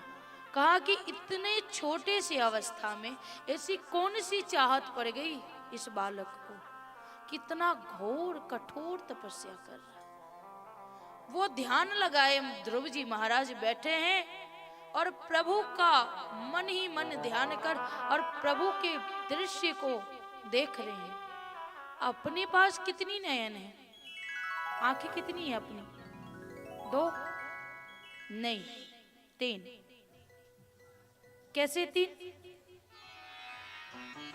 अपने पास 3 आंखें नहीं है क्या? अब ये मत बोलना कि एक मेरे पीछे भी आंख है। अपने पास 3 आंखें। कैसे?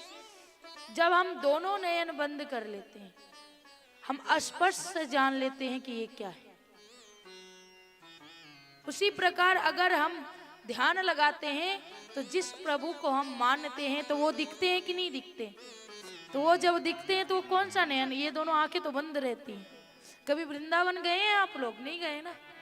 वहां के बंदर लोग जो रहते हैं, बंदर लोग कहा गया, बंदरों जो रहते हैं, वो बंदर क्या करते हैं? सबसे पहले चश्मा छीन लेते हैं। क्यों छीनते हैं? ये मेरे बिहारी जी का आदेश है कि कोई आए इन दोनों नयनों से देखने के लिए तो चश्मा ही छीन लेना। अंत में वो नयन बंद करके बिहारी जी का दर्शन करते हैं, क्योंकि बिहारी जी कभी भी इस दोनों नयनों से अपना दर्शन नहीं करा सकते, नहीं दिखा सकते। हमारे अंदर की आत्मा की जो नयन है, कभी भी हम उस नयन से देखेंगे। तो ध्रुव जी महाराज नयन से बिहारी जी को देख रहे थे, नारायण को, और बहुत देर से नारायण सामने खड़े। अब नयन खोलेंगे, अब नयन खोलेंगे, लेकिन ये नयन खोल ही नहीं रहे। क्यों नहीं खोल रहे? क्योंकि अंदर ही दर्शन हो रहा है तो बाहर क्या देखें। अब क्षण भर के लिए उनके हृदय से अपने आप को हटा लिया नारायण। और जैसे ही हृदय में वो दिखे नहीं, तुरंत ध्रुव जी महाराज ने देखा, जो मैंने अंदर देखा वो सामने। और मन विचार करते हैं कि इतनी आज तक ना तो कोई पाठशाला गया ना कोई स्कूल गया, आज कैसे वर्णन करूं इनको, कैसे इनका श्लोकों से स्वागत करूं, मुझे तो कुछ नहीं आता। तभी भगवान अपना कपोल शंख उनके मुख में चिपकाए और सारे शास्त्रों का ज्ञान वो 5 वर्ष में ही उन्हें हो गया।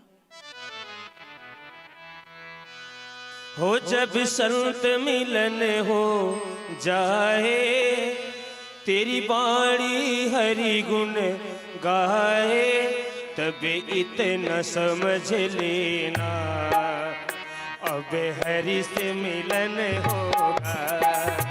हो जब इतना समझ लेना अब संत मिलन होगा।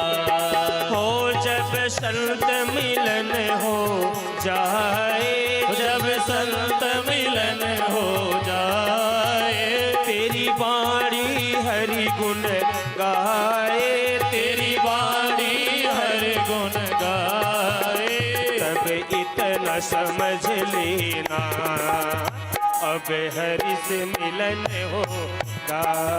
हो तब इतना समझ लेना अब हरि गुण मिलन होगा। हो तब इतना समझ लेना अब हरि से मिलन होगा। तब इतना समझ लेना हरि से अब मिलन होगा।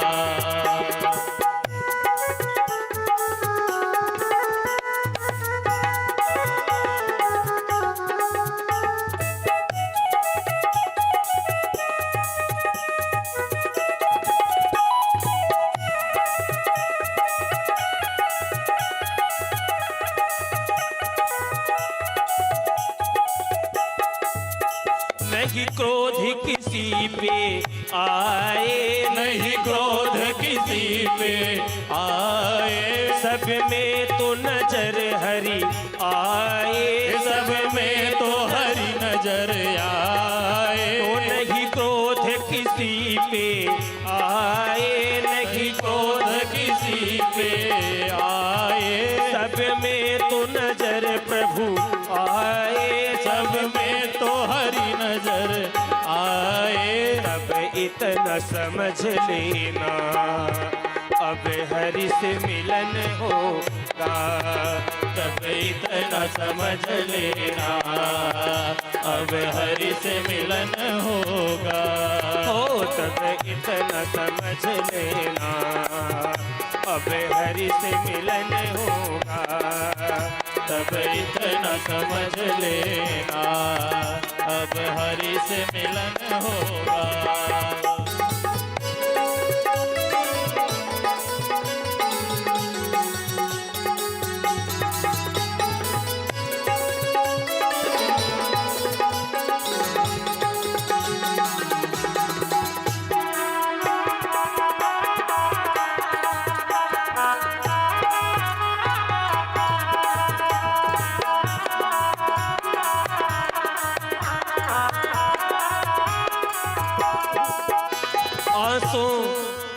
आंखों से आंसू आए, आंखों से आंसू आए, दिन रात याद हरि आए, दिन रात याद हरि आए। कोई दूजा न मन में भाए, कोई दूजन मन में भाए, दर्शन को मन लल चाहे, दर्शन को मन लल चाहे। तब इतना समझ लेना अब हरि से मिलन होगा।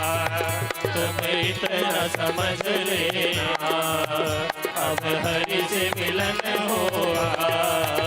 अब इतना समझ लेना अब हरि से मिलन होगा। अब इतना समझ लेना अब हरि से मिलन होगा।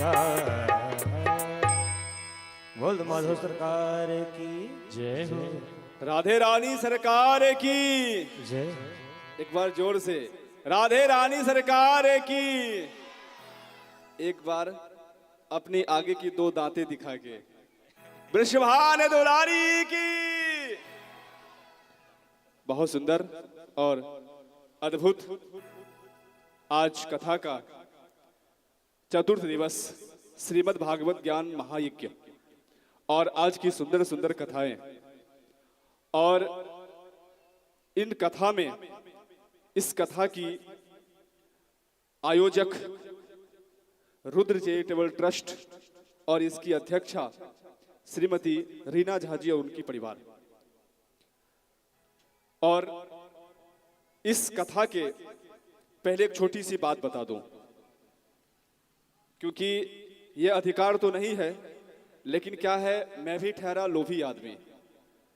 अलग अलग प्रकार के लोभी होते हैं, मैं ठहरा अलग लोभी। तो कैसे लोभी? अब देवी जी इतनी सारी ज्ञान बांटती है, इनकी इतनी चर्चा होती है, तो मैं सोचता हूँ मैं भी थोड़ी बहुत बातें बताऊं।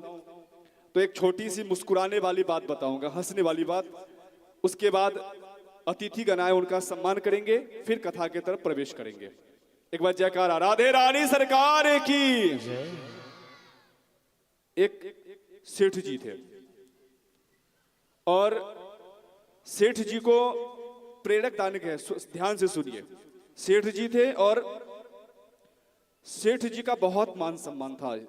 कहीं भी जाते सेठ जी सेठ जी सेठ जी सेठ जी, बहुत मान सम्मान उनका। पर सत्संग में उनका मन नहीं लगता था। एक बार उनकी पत्नी कहती है, इतनी मान हट, योगी हट, बाल हट। वो कहीं बोला ठीक है मैं जाऊंगा, कोई दिक्कत नहीं है, पर एक शर्त है, मैं जाऊंगा तू नहीं जाएगी, कोई एक ही जाएगा। ठीक है आप जाइए, आज मैं सत्संग में नहीं जाऊंगा, जाऊंगी। और राजा वो सेठ जी निकले, सत्संग में आए। सत्संग में आए, जैसे आए आयोजक आइए आइए महाराज जी आइए आइए, सेठ जी आइए, सीधे आगे सोफे पे बैठ गए। और जैसे सोफे पर बैठे, सेठ जी सुने आइए आइए, सेठ जी बैठ गए ना, तो सेठ जी को लग गई नींद। और सेठ जी दो शब्द सुन चुके थे, आइए आइए और बैठिए, दो शब्द सुन चुके थे। तीसरे में उनको लग गई थी नींद। कथा पूरी हुई, सब चले गए, साउंड वाले चले गए, लाइट वाले सब चले गए, संगीत वाले सब चले गए। अब बचे सेठ जी। आयोजक बोले कैसे मान सम्मान इनकी, कैसे उठाऊं इनको? बोले उठाना तो पड़ेगा। सेठ जी जाइए जाइए जाइए। अब पूरी कथा में सेठ जी ने तीन ही शब्द सुने, क्या? आइए आइए आइए, बैठिए बैठिए बैठिए और जाइए जाइए जाइए। सेठ जी सुने, सेठ जी घर गए। पत्नी बोलती है, अरे स्वामी आप कथा में गए थे, क्या सीखे? बोले कथा में मैं तीन ही चीज सुना हूं, आइए बैठिए, जोर से। अब बोले, उसकी पत्नी बोली ये कथा की महामंत्र है, इसको याद रखिए, भूलिएगा मत। बाजार की टेंशन थी उनको, माल की कुछ बाकी था, वो आया नहीं था। रात में बैठ गए, नींद नहीं आ रही थी। पत्नी कहती है, सुनिए ना, वो जो कथा में सुने थे बैठ मंत्र, उसको जपिए आप, कथा का मंत्र है। पहला मंत्र चालू किए, आइए आइए आइए, पहला मंत्र। उसी समय क्या हुआ, एक चोर चोरी करने के लिए पीछे के रास्ते से घुस गया। अब चोर को क्या लगा, सेठ जी हमें देख लिए, आइए आइए आइए। सेठ वो चोर आ गया। अब सेठ जी दूसरा मंत्र चालू किए, कौन सा? बैठिए।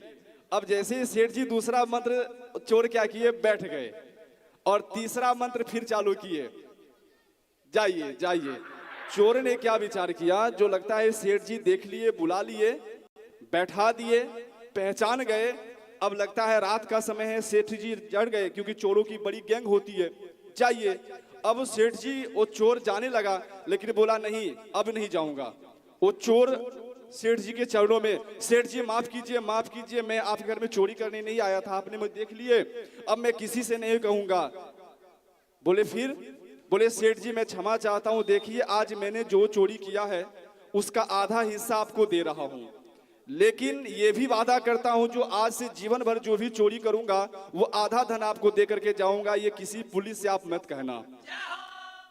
चोर चले गए। पत्नी को उठाओ, सुनो सुनो सुनो, देखो ये एक दिन कथा में जाने से यदि चोर लोग आधा धन ला करके देते हैं, प्यारे यदि हम प्रतिदिन कथा में आएंगे तो क्या होगा। तो प्रतिदिन कथा में इसीलिए आग्रह करते हैं, प्रतिदिन कथा में आइए और कुछ ना कुछ एक ऐसा शब्द मिल जाएगा जो हमारी और आपकी जीवन पार हो जाएगा और ऐसे ऐसे महाचोर लोग आकर के हमें धन देने लग जाएंगे। इसी के बीच में कोई अतिथि लोग आए हैं, जहां मेरी बहुत पुरानी रिश्ता है रॉयल स्टार से। अतिथि लोग आएंगे, उनका नाम श्रीमती रीना झा जी लेगी। मैं चाहूंगा आप जल्द से जल्द आइए और जो भी अतिथिगण है उनका सम्मान करें। आज कथा, बहुत सारी कथा है, आज समुद्र मंथन आदि सब कई कथा हैं और उसके बाद हम भगवान श्री कृष्ण का प्राकट उत्सव में भी चलेंगे। तो आप जल्द से जल्द अतिथि का सम्मान करके हम सब कथा में चलेंगे। जयकारा राधे रानी सरकार की, भागवत भगवान की, अतिथि देवो भव। तो आज जैसे कि उन्होंने कहे कि रॉयल स्टार से चौबे भैया जी आए हैं, तो उनका भी सम्मान यहाँ पे स्टेज पे होगा। तो आप भी आइए। हमारे मुन्ना भैया तो बहुत ही सूरत में पूरे पॉपुलर है मुन्ना भैया, क्योंकि नहीं, हम तो भैया ही बोलते हैं। तो मुन्ना भैया जो है ना, यहीं पे हर साल उनका नियम है कि राम कथा, जो हनुमान मंदिर है नहर पे, वहाँ पे हर वर्ष उन्होंने हनुमान कथा का जैसे एक यज्ञ आरंभ किए हैं, उस तरह से हर साल वो राम कथा करवाते हैं।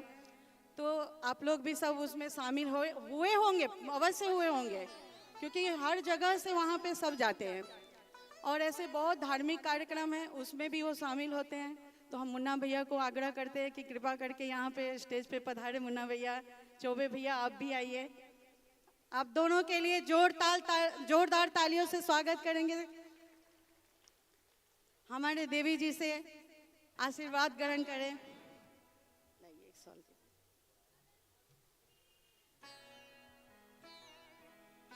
रुद्र चैरिटेबल ट्रस्ट के हर्षित मिश्रा जी, उनको भी हम बुला रहे हैं।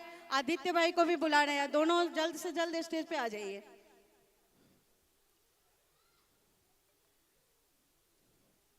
मुन्ना भैया, अरे दो ही ठो शब्द बोल दो भैया। अरे हमारे देवी जी के बहुत खुशी मिले। बोलिए भागवत भगवान की जय हो। देखिए, आज हमको पता चला, हमारी बिटिया ने फ़ोन किया कि अंकल वो कथा हो रही है, तो मैं बोला चलो मैं ज़रूर आऊँगा। वो 8 बजे ही मैं आ गया। लड़का मिला, फिर मैं बोला कि क्यों, तो बोले अभी थोड़ा टाइम है। तो मैं आधे घंटे के बाद मैं बोला चलिए आता हूँ। और रही बात, सबसे पहले तो मैं दीदी जी को प्रणाम करता हूँ, साध्वी जी को, क्योंकि मैं कथा आपकी सुनता भी हूँ, बहुत अच्छी कथा आप कहती हैं, मैं सुनता भी हूँ। और आप तो हमारे बहुत पुराने जान पहचान है, हमारा रॉयल स्टार से ही मुलाकात होती है। और दीदी जी, आप कथा बहुत अच्छी वास्तव में आप जो सुना रही हैं, कि इसके सामने मेरे को नहीं लगता कि जो मैं बोल रहा हूँ ये इतना ज़्यादा बोल दिया। तो इसके लिए मैं फिर से केवल इतना कहूँगा कि अगर रीना जी यहाँ पर व्यवस्था कर रही हैं, तो आप जितने लोग यहाँ पे आ रहे हैं, एक एक दो दो जन को लाइए और यथाशक्ति जो भी जिसकी जो भी शक्ति रहे उसका अपने हिसाब से श्रमदान, योगदान जो भी आप लोग को रहे, आप लोग रीना बहन के साथ करिए। क्योंकि सनातन धर्म को अगर रीना बहन यहाँ पे कार्य कर रही तो केवल व्यवस्था यहाँ दे रही है। कथा तो जो सुनने आते हैं ना, वो सभी अपना अगर आयोजन समझ कर आते हैं, तो हमारे हिसाब से एक आयोजक या जो हमारी दीदी जो कथा कह रही हैं, आप लोग कितना अच्छा लग रहा है। तो और यहाँ पे अगर और संख्या बढ़े और दीदी जी का सहयोग भी रहेगा तो हमारे हिसाब से बहुत अच्छा है। जय श्री कृष्ण। धन्यवाद भैया। भैया इधर इधर इधर इधर। अरे आओ आओ इधर। खोलो मत ऐसे।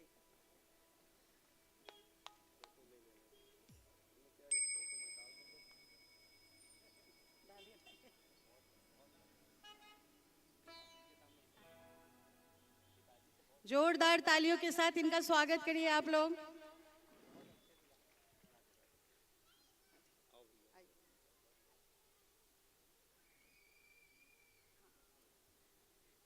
जोरदार तालियों के साथ चौबे भैया का भी स्वागत कर दीजिए।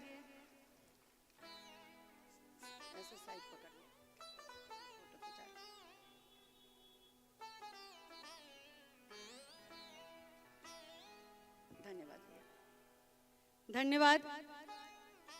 हमारे अतिथि आए, उनके लिए हमें बहुत बहुत खुशी मिल रही है।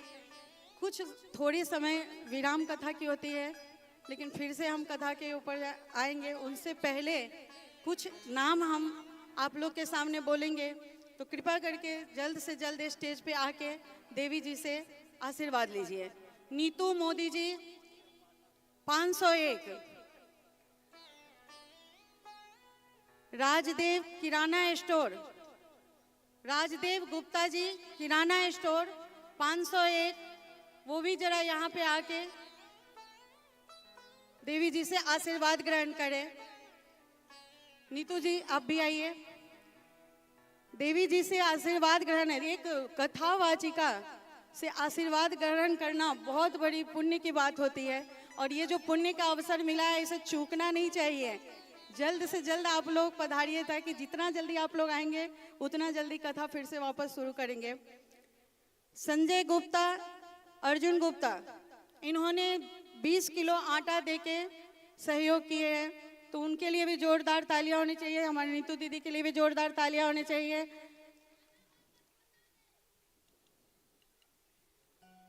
रंजू देवी, उन्होंने भी 501 रुपया देके कथा में सहयोग किए हैं, उनके लिए भी जोरदार तालियां होनी चाहिए। रंजू देवी जी आप भी आइए यहाँ पे, देवी जी से आशीर्वाद लीजिए। मैं बार बार इसलिए आशीर्वाद के लिए बोलती हूँ कि सच में जो कथावाचिका होती है उनसे आशीर्वाद लेना बहुत ही बड़ा पुण्य होता है, तो ये अवसर कभी मत छोड़िए। और भंडारा भी हमारा 13 तारीख को होगा, हवन पूजा भी उसी दिन होगा, 13 तारीख को है। जिन भी माताएं बहनों को, भाइयों को हवन में शामिल होना है, वो कृपा करके वहाँ पे अपना नाम लिखवा दीजिए, क्योंकि हवन सामूहिक हो, और हवन जो होता है ना, तो उसमें जो शुद्धिकरण होती है वो सब अवसर मिलेगा। और भागवत कथा के जो जगह पे हवन होती है वो एक बड़ा ही अनूठा होता है, तो इसलिए इन कथा में, हवन में जिन लोगों को साथ रहें, पूजा भी होती है सुबह में, तो जिनको अपना पूजा करना है वो यहाँ नाम लिखा है। संध्या पूजन करने के लिए जिनको करना है वो भी अपना यहाँ नाम लिखा करके वो अवसर प्राप्त करें। धन्यवाद।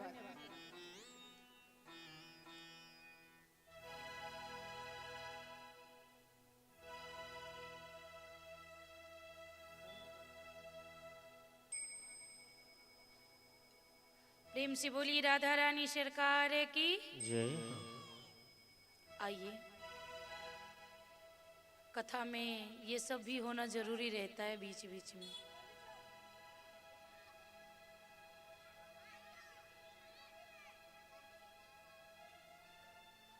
कहते हैं अतिथि देवो भव।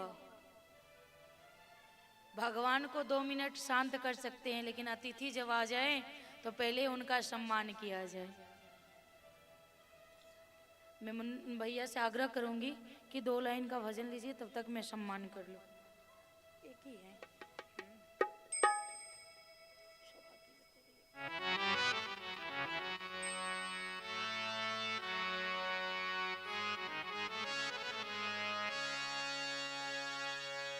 कि बांके बिहारी की बांकी अदा पे मैं बार बार बल जाऊं।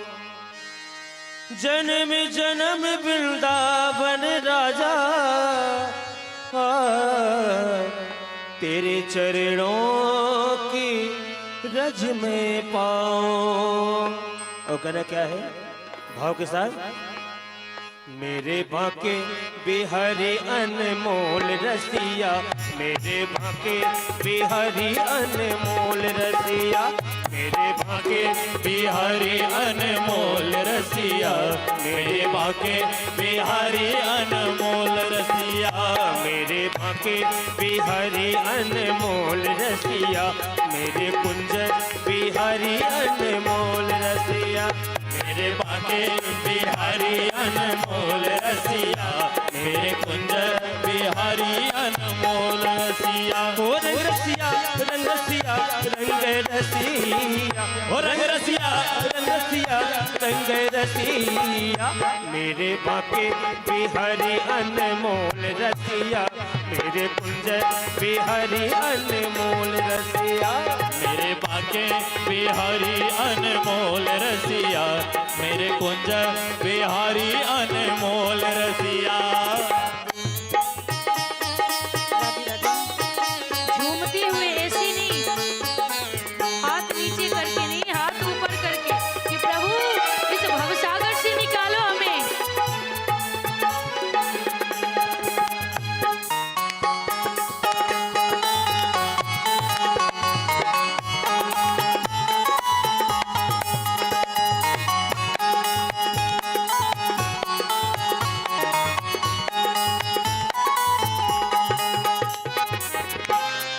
हो प्यारी प्यारी, हो प्यारी प्यारी, प्यारी प्यारी सलोनी सी सूरतिया, मेरे मन में बसी तेरी मूर्तिया, ओ प्यारी प्यारी सलोनी तेरी सूरतिया, मेरे मन में बसी तेरी मूर्तिया।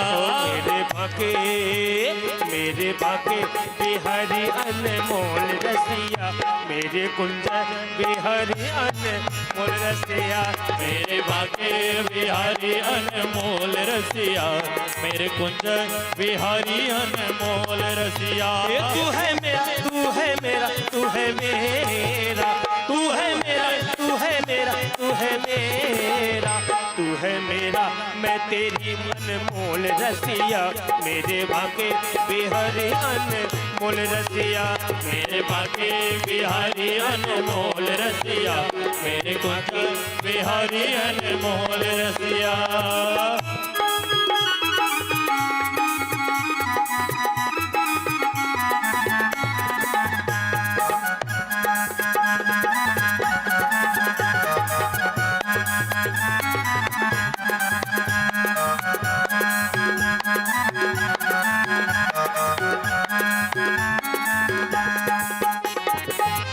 हो कैसी जादू भरी, हो कैसी जादू भरी, कैसी जादू भरी है तेरी बांसुरिया, मैंने जब से सुनी हो गई बावरिया, कैसी जादू भरी तेरी बांसुरिया, मैंने जब से हुई मैं बावरिया। ओ कैसी जादू भरी तेरी बांसुरिया, मैंने जब से सुनी हो गई बावरिया, कैसी जादू भरी तेरी बांसुरिया, मैंने जब सी हुई हूँ मैं बावरिया।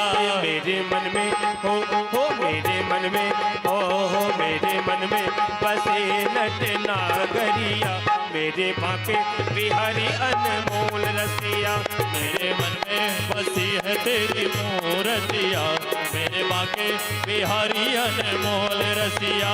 रंग रसिया रंग रसिया रंग रसिया, रंग रसिया रंग रसिया ओ रंग रसिया, मेरे बाके बिहारी अनमोल रसिया, मेरे कुंज बिहारी अनमोल रसिया, मेरे बाके बिहारी अनमोल रसिया, मेरे कुंज बिहारी अनमोल रसिया, मेरे बाके बिहारी अनमोल रसिया, मेरे कुंज बिहारी अनमोल रसिया। भोले बाके बिहारी लाल की जय हो।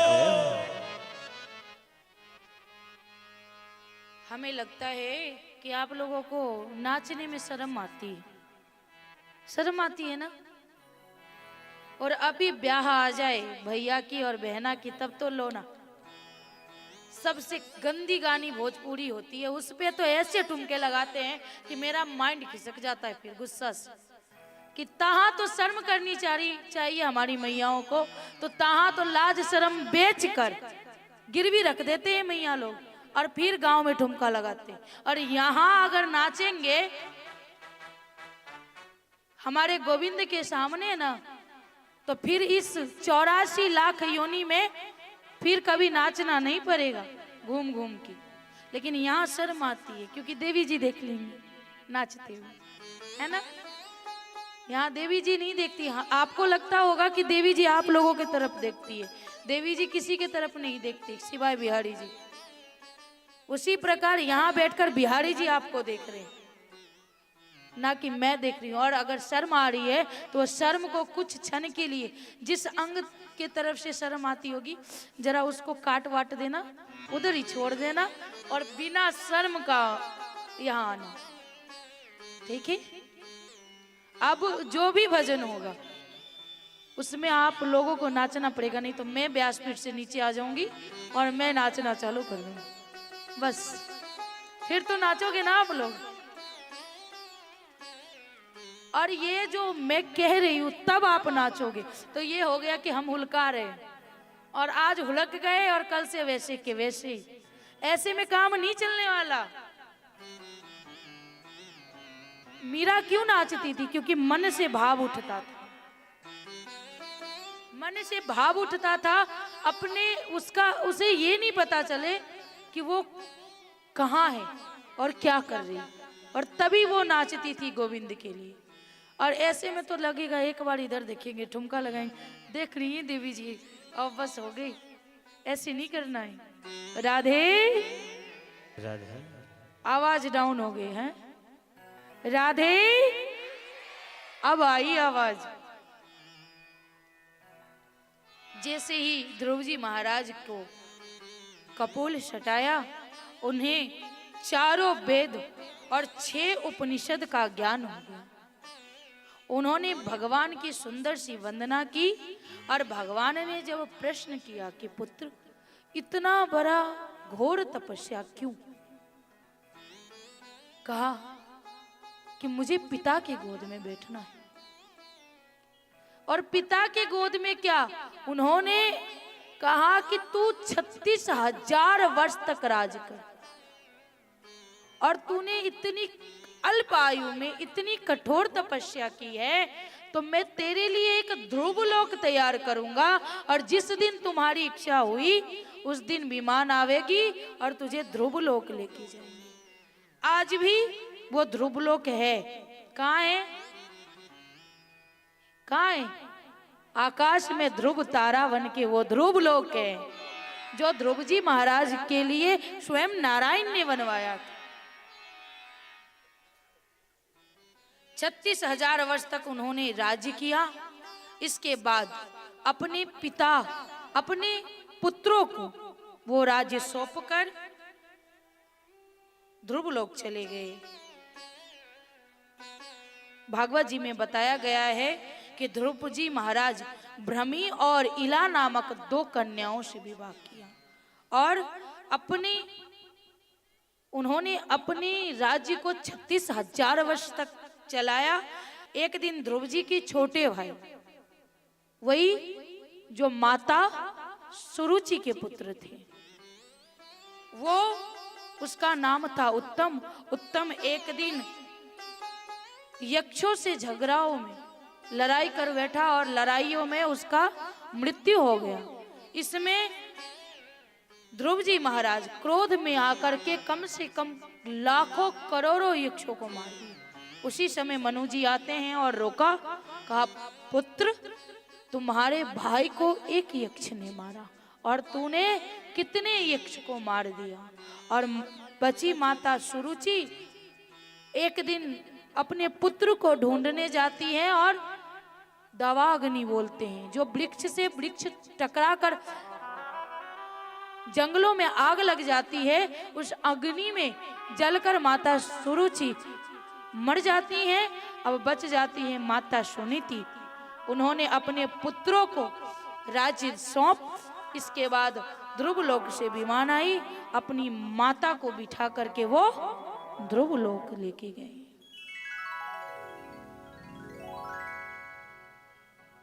इससे क्या शिक्षा मिली? अगर किसी चीज को पाने की इच्छा होती है तो वो उम्र नहीं देखा जाता कि हम किस उम्र में, हमें वो प्राप्त हो जाती है। लेकिन हम लोग रहते हैं कैसे? कहते हैं कि खाओ और सो जी भर के, जिंदगी यही है, खाओ और सो। अगर उससे निकलेंगे तब तो कुछ और मिलेगा। आइए, समय बहुत कम है, इसलिए आगे की कथा में प्रवेश करते हैं। क्षीर सागर में एक त्रिकुट नामक पर्वत था जो बहुत प्रसिद्ध था, और वो बहुत ही सुंदर और पर्वतों में श्रेष्ठ पर्वत था। वहां एक हाथी रहता था, उसका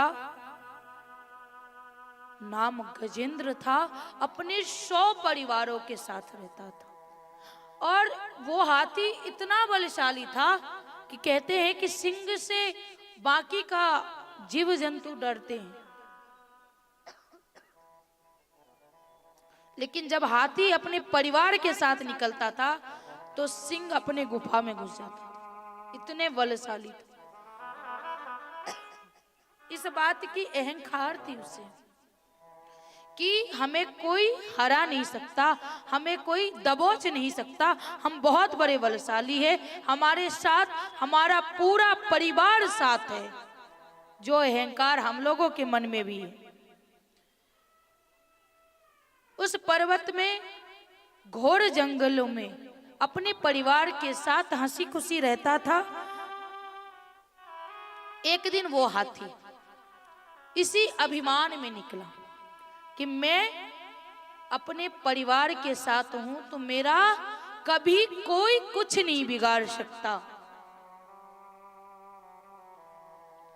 जो अभिमान हमारे अंदर भी है, हम सीधे लड़ पड़ते हैं। हमारे साथ हमारे माँ बाप हैं, हमारे पति हैं, हमारी पत्नी है, हमारे संतानें हैं, लेकिन सत्यता तो यह है कि यहाँ किसी का कोई नहीं है। बस लगता है कि सब मेरा है। जिस दिन विपत्ति में जाओगे ना तो सब उपहास उड़ाएंगे। जिसके लिए रोते हो, विखलते हो कि ये मेरा है, जिस दिन तेरी जरूरत खत्म हो जाएगी ना तो धक्के मार के निकाल देते हैं यही परिवार वाले। पड़ोसी अड़ोसी 1 मिनट सुन भी ले, लेकिन अपने कभी नहीं सुनते, और अपने होते नहीं है। अपने एक सपने होते हैं कि ये हमारे अपने, और मन से ये अहंकार हटा लो कि मेरे अपने। जिस दिन बीमार पड़ते हो तो क्या वो अपना दुख बांट लेता है? नहीं बांटता।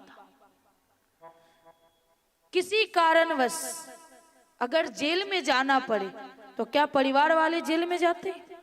बल्कि अपना पहचान बताने से इनकार कर देते कि हमारी नाक कट जाएगी। यहां 100 बात की एक बात, यहां किसी का कोई नहीं। और ये गजेंद्र को क्या लग रहा है कि हमारे सब अपने हैं। कि हुई मतलबी है आज दुनिया, कोई किसी का सगा नहीं है। हुई मतलबी है आज दुनिया, कोई किसी का सगा नहीं है। अरे हुए हैं अपनों से लोग आहती, वो हुए हैं अपनों से लोग आहत, है किसका दिल जो फटा नहीं है। हुई मतलबी है आज दुनिया, किसी का कोई सगा नहीं है।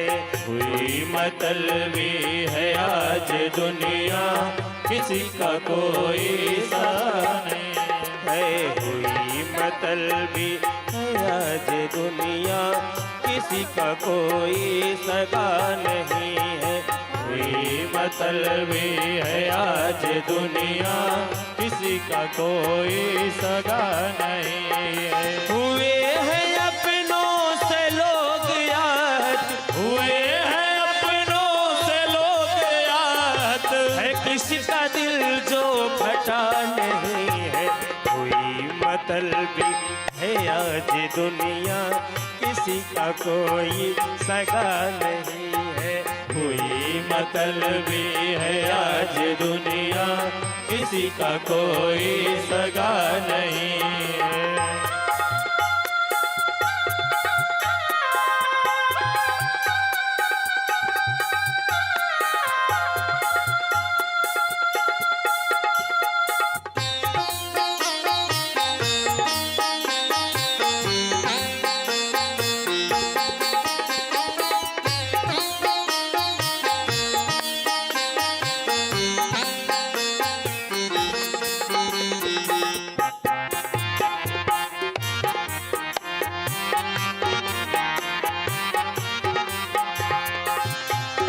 हो नहीं किसी का है अभी भरोसा, नहीं किसी का है अब भरोसा, नहीं किसी का है अभी भरोसा, नहीं किसी का है है अब भरोसा, कि करी दे कोई कहीं पे धोखा, कि कर दे कोई कहीं पे धोखा। नए जमाने की है हकीकत, नए जमाने की है हकीकत, तो नए जमाने की है हकीकत, किसी के मन में दया नहीं है।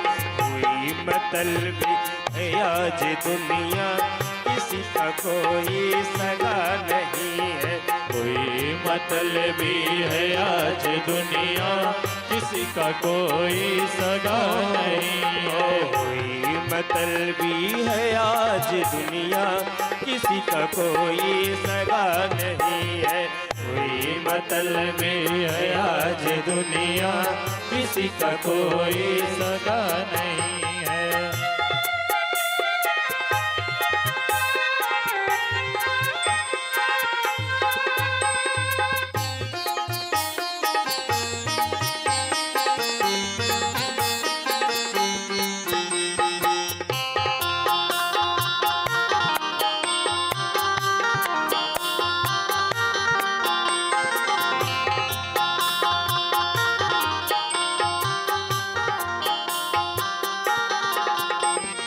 पिता का दुश्मन बना है बेटा, पिता का दुश्मन बना है बेटा, कि भाई भाई का शीश काटे, कि भाई भाई का शीश काटे। वो पिता का दुश्मन बना है बेटा, कि भाई भाई का शीश काटे।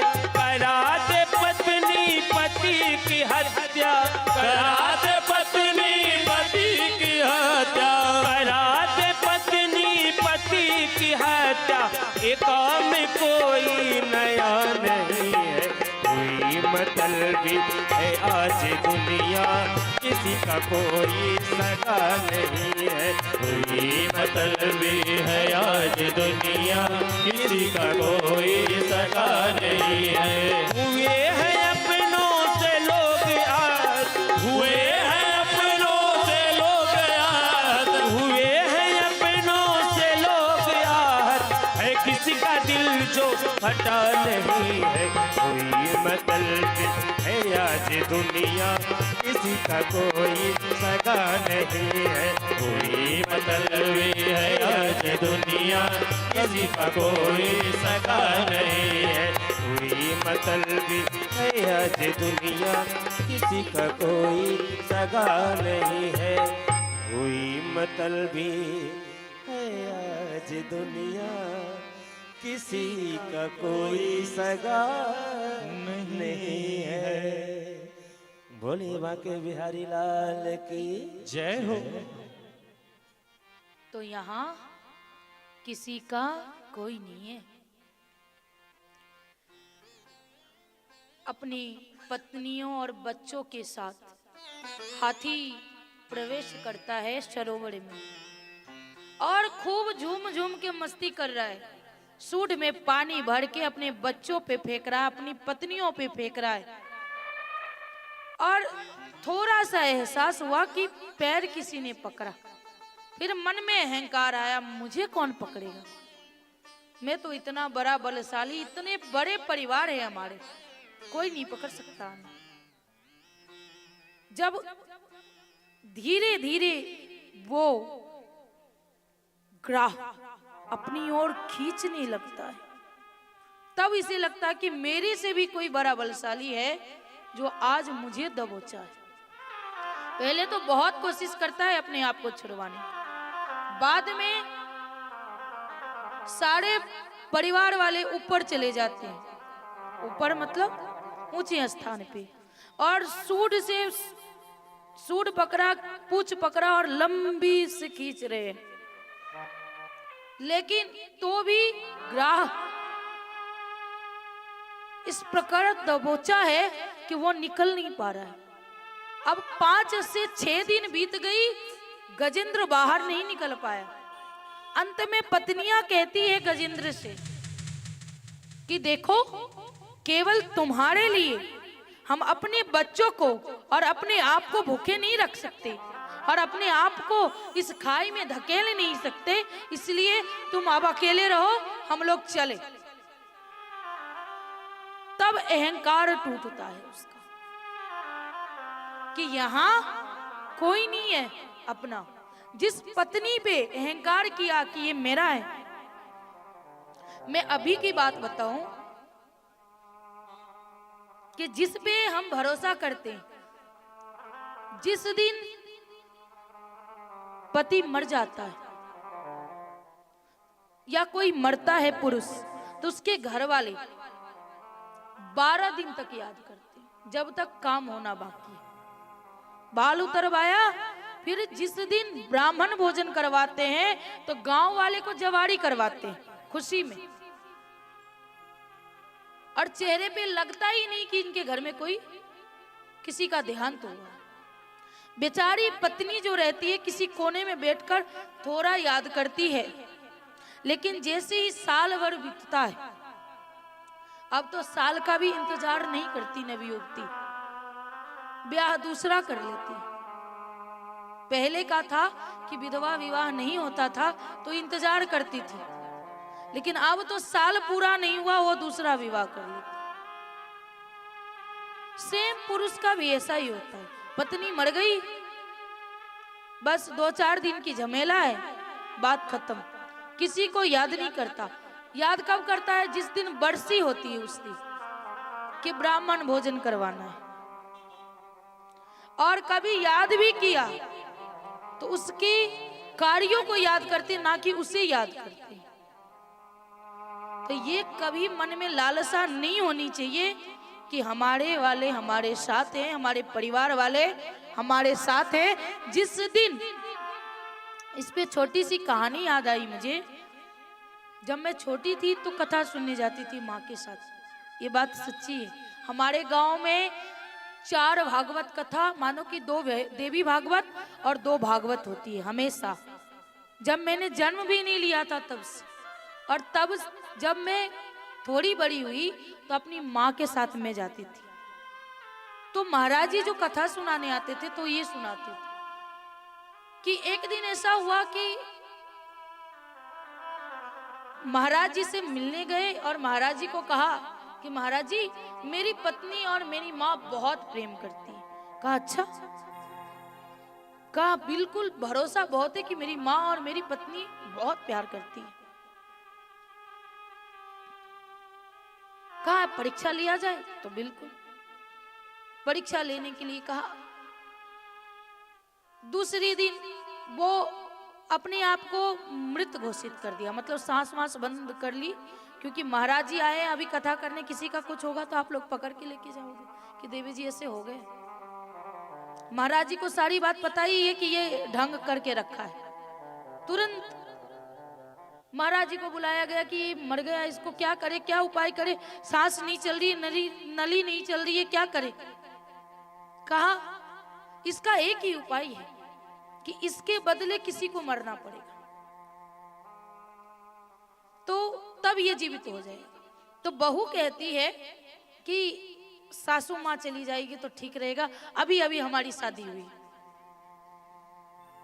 और बुढ़िया कहती है कि अरे अभी मैं कैसे चली जाऊं, मुझे जरूरत नहीं है, मुझे अभी जीना है। और वो सोया हुआ आदमी सारा सुन रहा है, कोई भी मरने के लिए तैयार नहीं हुआ कि मैं मर जाता हूं मेरा आदमी ठीक हो जाएगा। इतना ही सत्य कि जिस दिन विपत्ति में जाएंगे दिखावे के लिए वो कोशिश करेंगे, अगर नहीं निकल पाए तो वहीं छोड़ के हमें चले जाएंगे। अंत में वो हाथी को लगा कि अब कोई उपाय नहीं।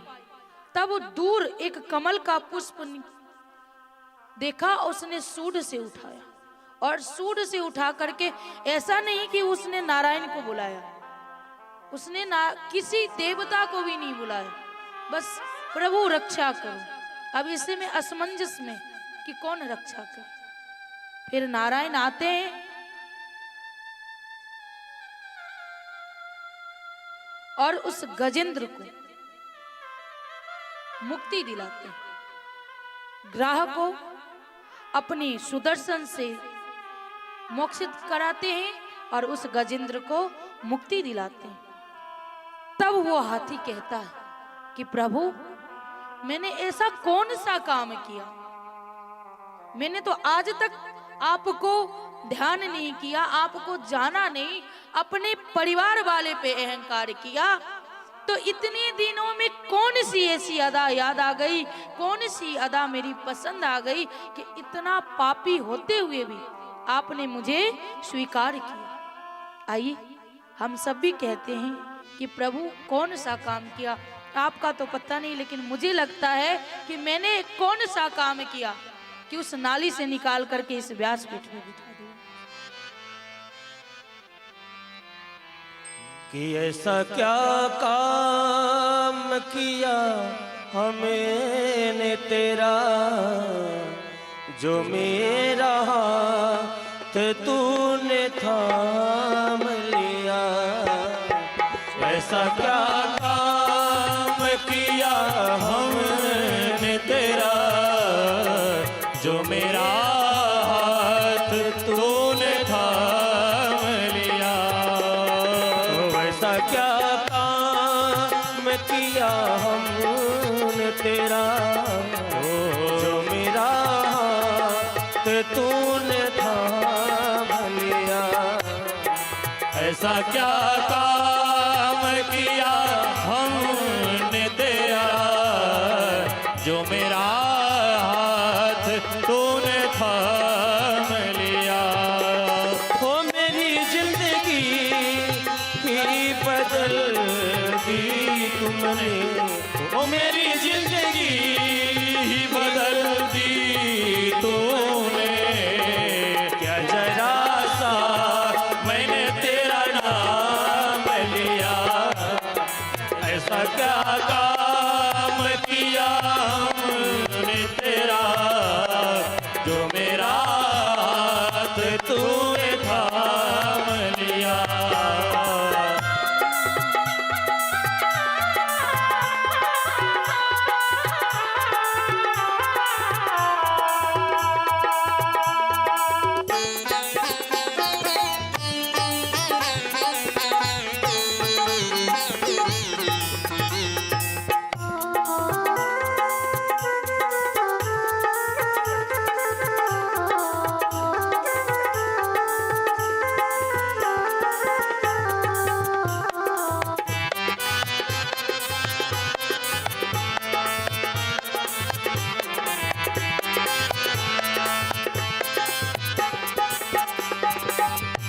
हो इस जमाने में मैं अकेला था। हो जिस जमाने में मैं अकेला था। हो इस जमाने में मैं अकेला था। हो इस जमाने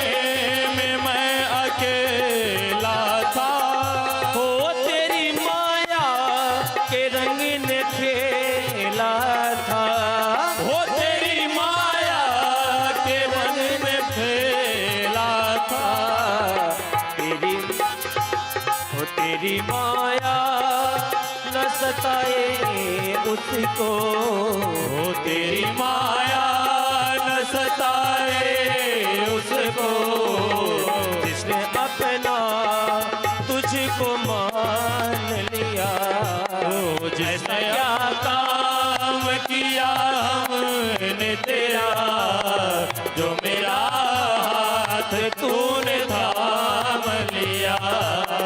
ऐसा क्या काम किया हमने तेरा, जो मेरा हाथ तूने थाम लिया।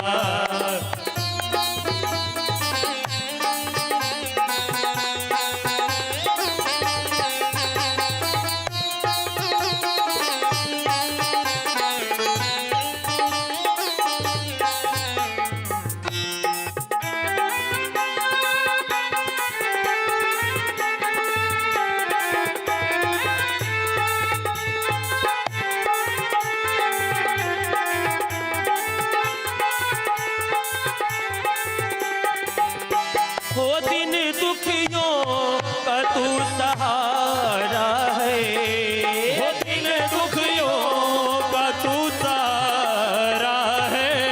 ये डूबती नाव का किनारा है। वो डूबती नाव का तू किनारा है। ये दिन दुखियों का तू सहारा है। ये डूबती नाव का किनारा है। तेरी एक नजर जो जिस पे पड़ जाए, तेरी जो नजर किसी पे पड़ जाए, कभी उसे तूने न रोन दिया। ऐसा क्या काम किया हमने तेरा, जो मेरा हाथ तूने थाम लिया। वो मेरी जिंदगी ही बदल दी तुमने, मेरी जिंदगी बदल दी तूने। जरा सा मेरा नाम लिया। ऐसा क्या काम किया हमने तेरा, जो मेरा हाथ तूने थाम लिया। ऐसा क्या काम किया हमने तेरा, जो मेरा हाथ तूने थाम लिया। जो मेरा हाथ तूने थाम लिया। श्री राधे रानी सरकार की, भागवत भगवान की। केवल 2 मिनट हम आपको सूचना दे दे, उसके बाद वो आंगन अधूरा है, वो आंगन सूना सूना लगता है जिस आंगन में अतिथि ना हो। पहले सूचना दे दे, फिर हम अतिथि का सम्मान करेंगे। सबसे पहले कल की जो कथा है, वो कथा भगवान गोवर्धन नाथ की है, और गोवर्धन नाथ की कथा में भगवान का 56 भोग लगता है। तो ये 56 भोग भगवान को एक घर से खाने की आदत नहीं है, भगवान एक घर से भोग नहीं लगाते हैं। तो भगवान को हर घर में माखन चोरी करने की आदत है। तो भगवान को हम हर घर से कल ऐसे एक आदमी व्यवस्था करेंगे तो 56 भोग कर पाएंगे। और वैसे यहाँ पे कम से कम 150 से 200 घर के माताएं बहनें बैठी है। तो कल अपने घर की प्रसादी हम यहाँ पर ला करके ठाकुर जी को भोग लगाएंगे, घर से बना करके लाएंगे। बोलो राधे रानी सरकार की। इसलिए हर बाहर से तभी लाना है जब हम घर में बनाने में सक्षम न हो, नहीं तो कल हम ठाकुर जी को भोग लगाएंगे 56 भोग का। सब अपने अपने घर से जिनको जो बन पाए, छाछ, मक्खन, मिश्री, नमकीन, हलवा, जिनसे जो बन पाए लाना है, ठाकुर जी को 56 भोग लगाना है। दूसरी बात, हम धन्यवाद देना चाहेंगे जो रुद्र चैरिटेबल ट्रस्ट की अध्यक्षा श्रीमती रीना झा जी के लिए एक बार जोरदार ताली बजाइए, जो आप लोगों को ये इतनी सुंदर आयोजन करके दिए हैं। और पूरी उनकी टीम के लिए, उनकी पूरी सदस्य के लिए जो इतनी बड़ी आयोजन किए हैं, तो हमें ये दायित्व बनता है कि हम भी उनका योगदान करें, चाहे जिससे बन पाए हम उनका योगदान जरूर करें। तो उसके बाद ये जो कथा चल रही है वो देवी भव्याजा मैथिलानी देव भव्या जी मैथिलानी करके यूट्यूब पे है, आप सर्च कर सकते हैं, श्रवण कर सकते हैं और जरूर उसको सुने और सर्च करें। साथ ही साथ जैसे आज मैंने सेवा दिया था तो कई माताओं ने सेवा का लाभ लिया, तो कल भी मैं ठीक 3 बजे से 5 बजे तक मैं यहाँ पे सेवा दूंगा। जिनको भी अभी कुंडली आदि दिखानी हो आए, दिखाए, और जो भी माताएं दिखाई है संतुष्ट होकर के गई है तो जरूर आए, अपनी कुंडली दिखाए। ज्यादा बात नहीं करेंगे और हम भगवान के प्राकट उत्सव में भी जाएंगे, तो आज की प्राकट उत्सव दर्शन जरूर करें और बधाई लेकर भी जाए और बधाई देकर भी जाए। तो आइए, अतिथि की सम्मान के लिए मैं बुलाना चाहूंगा श्रीमती रीना झा जी, रुद्र चैरिटेबल ट्रस्ट की अध्यक्षा हैं, वो अतिथि का सम्मान करेंगे, क्योंकि जिस घर में अतिथि नहीं वो आंगन सूना सूना लगता है। आइए एक बार जयकारा करें और उसके बाद हम चलेंगे कथा की तरफ। भागवत भगवान की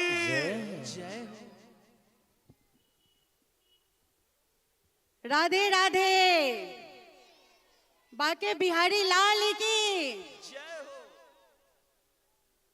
आज हमारे बीच, हम सभी के बीच में जो हमारे दिग्गज मेहमान आए हैं, मेहमान नहीं बोलेंगे, हमारे ही है, तो उनका हम क्या सम्मान कर सकते हैं, क्योंकि वो इतने बड़े बड़े लोग हैं, हम सोच भी नहीं सकते थे कि वो लोग आएंगे और आ करके जो शोभा बढ़ाए है, इसके लिए हम तहे दिल से उनका सबसे पहले अभिनंदन करते हैं।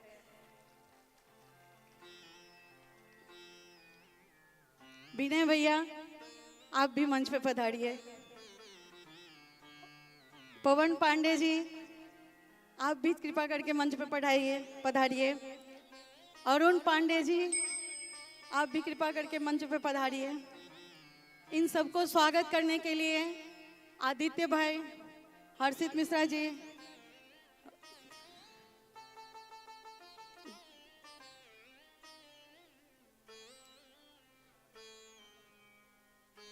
दुर्गा पांडे जी, दुर्गा तिवारी जी,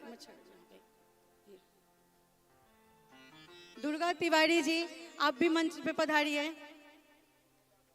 जोरदार तालियों के साथ इनकी स्वागत है।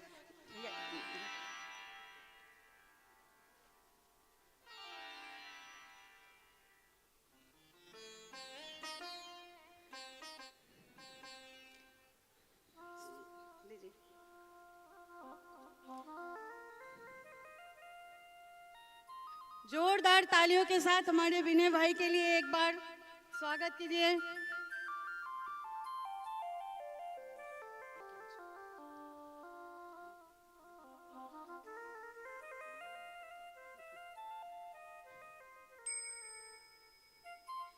तालियां की गड़गड़ाहट नहीं सुनाई दे रही है, जोरदार तालियों के साथ स्वागत कीजिए।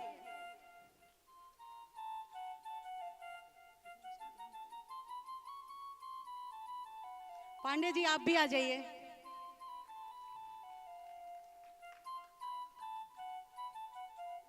विनय भाई, थोड़ा सा 2 वचन।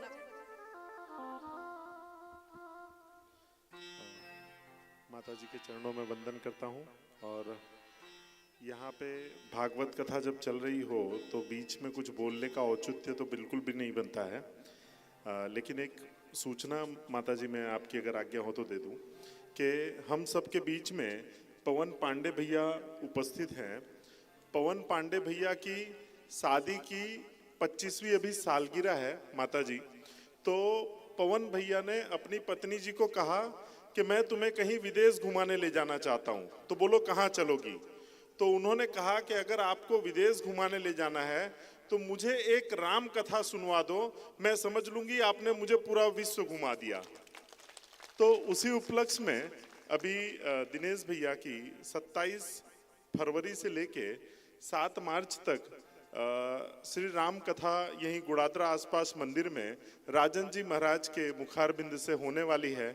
तो मैं माता जी आपको तो विनंती करता ही हूँ कि आप उस बीच हम लोगों के बीच में आशीर्वाद देने पधारे।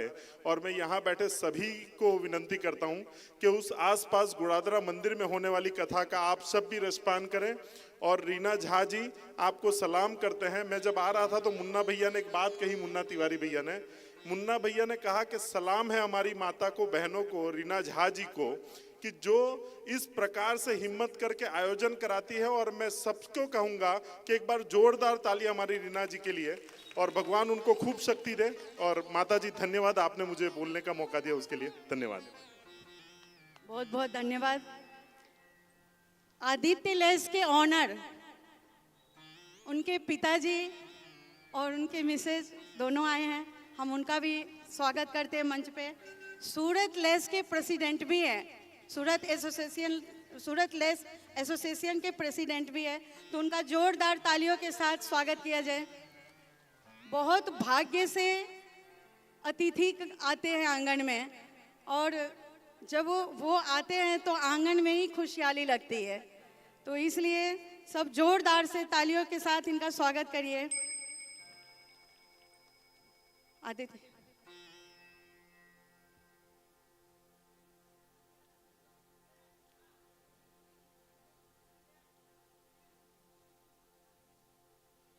हमारे विनय भैया जो आए थे, उनके ग्रुप से 5500 रुपये का सहयोग मिला है, इसके लिए खूब खूब जोरदार तालियों के साथ स्वागत किया जाए।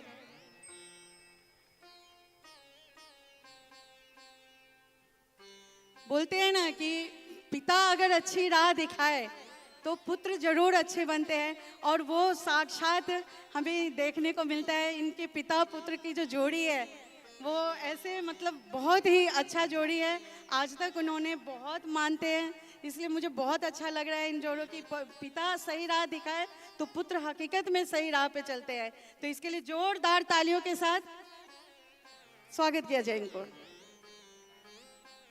धन्यवाद।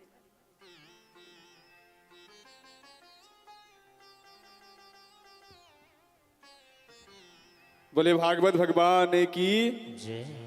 आइए अब हम सीधे देवी जी से आग्रह करते हैं कि अब इस कथा को आप थोड़ी सी स्पीड बढ़ाए, क्योंकि 12 बजने वाली है, 11:30 का समय है। हमें भगवान की झलक की कथा श्रवण कराए। प्राकट उत्सव की तरफ हम चलेंगे, बधाई लेंगे, बधाई देंगे। राधे रानी सरकार की। आज सच्ची में मैं बहुत खुश हूँ। कारण दो है, एक तो मेरे बिहारी जी, मेरे गोविंद जी का आगमन होगा, और दूसरी जैसी मेरी लालसा होती है कि जो धर्म पत्नी की होनी चाहिए, अगर वो सारी पत्नियां निभाने लगे। पत्नी का अर्थ क्या होता है पता है?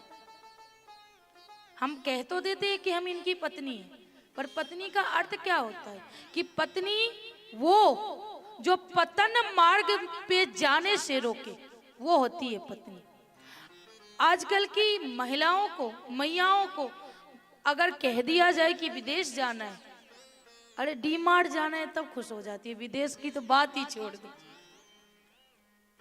और तब माँ ये कहे कि मुझे विदेश नहीं जाना, मुझे कथा सुननी है, तो इससे बड़ी सौभाग्य इस भारतवर्ष के लिए और क्या है? और हमारी मैया के समाजों के लिए क्या है? हम सबको वैसा ही होना चाहिए। ये शौक सिंगार क्षण भर के लिए, बुढ़ापा आती है ये अच्छा नहीं लगता, लेकिन अगर एक बार हम कथा सुनते हैं, श्रवण करते हैं, जीवन में उतारते हैं, तो ये जीवन धन्य हो जाता है। और सोचो उनकी एक डिसीजन ने बस उनकी जीवन नहीं तारा, उनके द्वारा हम सब का जीवन तार दिया है, क्योंकि हम सब जाएंगे मिलने के लिए। एक ही ऐसा वक्ता है जिनकी मैं कथा सुनती हूँ, वो है राजन जी महाराज। मुझे बहुत आनंद आता है, वो हमें आमंत्रण देते तो भी और नहीं देते तो भी। मैंने महाराज जी से कह दिया था कि मुझे लेके चलना जब वो आ जाए। तो मेरा मन नहीं लगे, मैं भोजन बनाऊं, मैं पढ़ाई करूं, जब भी कुछ भी करूं तो उनकी ही कथा श्रवण करती हूँ, क्योंकि उनसे सीखने को मिलता है। उनकी हर एक भजन मुझे बहुत भाता है। करुणा निधान रहुआ जगत के दाता है, करुणा निधान रहुआ जगत के दाता है। श्री भगवान रहुआ जगत के दाता है, श्री भगवान रहुआ जगत के दाता है। ये करुणा निधान रहुआ ये जगत के दाता है। ये करुणा निधान रहुआ जगत के दाता है। ओ श्री भगवान रहुआ ये जगत के दाता है। ओ श्री भगवान रहुआ जगत के दाता है। ये मति के फेर देने, ये मति के फेर देने, ये विपत्ति के ढेर देने, वो विपत्ति के ढेर देने। और के समान रहुआ ये जगत के दाता है। कृपा समान रहुआ जगत के दाता है। ओ श्री भगवान रहुआ ये जगत के दाता है। श्री भगवान रहुआ जगत के दाता है। ये ग्राह के मार देने, ये ग्राह के मार देने, ये गज के गुबार देने, ये गज के उबार देने, ये ग्राह के मार देने, ये ग्राह के मार देने, ये गज के गुबार देने, ये गज के उबार देने। कि जाने जहान रहुआ जगत के दाता है। ओ जाने जहान रहुआ जगत के दाता है। श्री भगवान रहुआ जगत के दाता है। श्री भगवान रहुआ ओ भक्ति विदुर घर गए, भक्त विदुर घर गए ने। प्रेम से सगवे खैने, ये प्रेम से सगवे खैने। ये भक्ति विदुर घर गए, भक्त विदुर घर गए ने। ये प्रेम से सगवे खैने, प्रेम से सगवे खैने। और छोड़ पकवान रहुआ जगत के दाता है। छोड़ पकवान रहुआ जगत के दाता है। श्री भगवान रहुआ जगत के दाता है। छोड़ी भगवान रहुआ जगत के दाता है। ये केवट से चरण धोवनी, केवट से चरण धोवनी, गीधपति ही ये लगौनी। ओ गीधपति ये लगवनी। चरण से केवट से चरण धोवनी, केवट से चरण धोवनी, गीधपति ही ये लगौनी। गीधपति ये लगवनी। जाने जहान रहुआ जगत के दाता है। जाने जहान रहुआ जगत के दाता है। श्री भगवान रहुआ जगत के दाता है। श्री भगवान रहुआ जगत के दाता है। करुणा निधान रहुआ जगत के दाता है। करुणा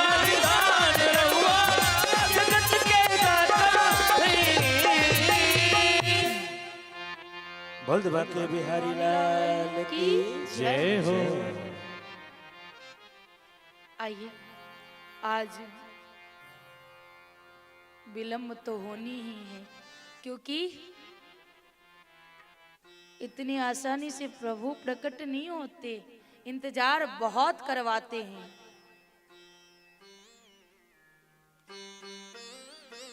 कल इस कथा पे प्रकाश डालेंगे। आज झटपट से प्लेन पे चढ़ते हैं और तुरंत बुला लेते हैं बिहारी जी को, ठीक है। अब भगवान के प्राकट्य का शुभ समय आ गया। काल के नाम से हृदय कांप जाता है, लेकिन क्यों कांपता है? क्योंकि काल खतरनाक होता है। पर आज भगवान के जन्म काल के रूप में हो रहा है। किस काल के रूप में? किसके काल के रूप में? कंस के काल बनकर आए और कहते हैं ना, कालः परम शोभनम, काल भी परम सुंदर बन के आया है। भादो का महीना आ गया, कृष्ण पक्ष अष्टमी तिथि बुधवार के दिन, रोहिणी नक्षत्र, हर्षण योग, मध्य रात्रि 12 बजे भगवान चतुर्भुज रूप में प्रकट होते हैं। प्रेम से कहिए चतुर्भुज भगवान की जय हो। भगवान ने जन्म नहीं लिया है, चतुर्भुज रूप में प्रकट हुए हैं। जब माता देवकी और वसुदेव ने देखा, अरे ये चतुर्भुज रूप भगवान स्वयं नारायण आए। कहा प्रभु मैंने तो आपको आग्रह किया था कि बाल रूप में आओ। कहा मैया बाल रूप में तो आ ही जाऊंगा, बस थोड़ा सा उपदेश दे दूं कि तू घबराती बहुत है, मामा मेरा कुछ नहीं बिगाड़ पाएगा। कहते हैं कि मुझे तुम गोकुल छोड़ाना और वहां लाली हुई है वो लाली को ले आना। तो कहते हैं वसुदेव जी कि मेरे बंधन लगे, और जहां प्रभु आ जाते हैं वहां कोई बंधन नहीं होती। कहा पिताजी जैसे ही आप टोकरी में डालोगे सारे बंधन टूट जाएगी, कोई बंधन नहीं रहेगा। मन ही मन सोचते हैं मैया के गोद में जब बाल रूप में आए कि रोना नहीं है, क्योंकि रामावतार में बहुत रोया, और जैसे ही रोया तो दास दासियां बधाई लेने के लिए पहुंच जाती है कि हमें बधाई चाहिए। लेकिन अब जो रोऊंगा तो मामा लठ लेके आ जाएगा, बधाई तो दूर की बात लठ लेके आ जाएंगे। इसलिए शांति रहने में ही भलाई है। मैं आग्रह करूंगी कि अगर तैयार है तो हमारे गोविंद का दर्शन कराए, क्योंकि अब इंतजार नहीं हो रही और हम इधर भजन का आनंद लेते हैं। स्वागतम कृष्ण। आज की कथा हम यहीं विराम करते हैं, प्रभु के बाल रूप में दर्शन करते हैं। बाकी जो कथा छूट गई है उसका प्रकाश कल डालेंगे। प्रेम से बोलिए राधा रानी सरकार की जय हो। अभी बधाई नहीं कहेंगे, नहीं तो मामा कंस आ जाएगा। बधाई कल मनाएंगे। जय जय श्री राधे। स्वागतम कृष्ण शरणागतम पाहि। स्वागतम कृष्ण शरणागतम पाहि। स्वागतम कृष्ण शरणागतम पाहि। ओ स्वागतम सु स्वागतम सु स्वागतम कृष्ण। स्वागतम सु स्वागतम सु स्वागतम कृष्ण। स्वागतम सु स्वागतम सु स्वागतम कृष्ण। ओ स्वागतम सु स्वागतम सु स्वागतम कृष्ण। स्वागतम कृष्ण शरणागतम पाहि। स्वागतम कृष्ण शरणागत पाहि। स्वागतम कृष्ण शरणागतम पाहि। स्वागतम कृष्ण शरणागतम पाहि। ये स्वागतम सु स्वागतम सु स्वागतम कृष्ण। ओहो स्वागतम सु स्वागतम सु स्वागतम कृष्ण। स्वागतम कृष्ण शरणागतम पाहि। स्वागतम कृष्ण शरणागतम पाहि। स्वागतम कृष्ण शरणागतम पाहि। राधे राधे। अब प्रभु गोकुल में आ गए तो बधाई हो, बधाई हो, बधाई हो, खूब खूब बधाई हो, लाला जन्म की बधाई हो, बधाई हो। बोल बाल कृष्ण लाल की जय हो।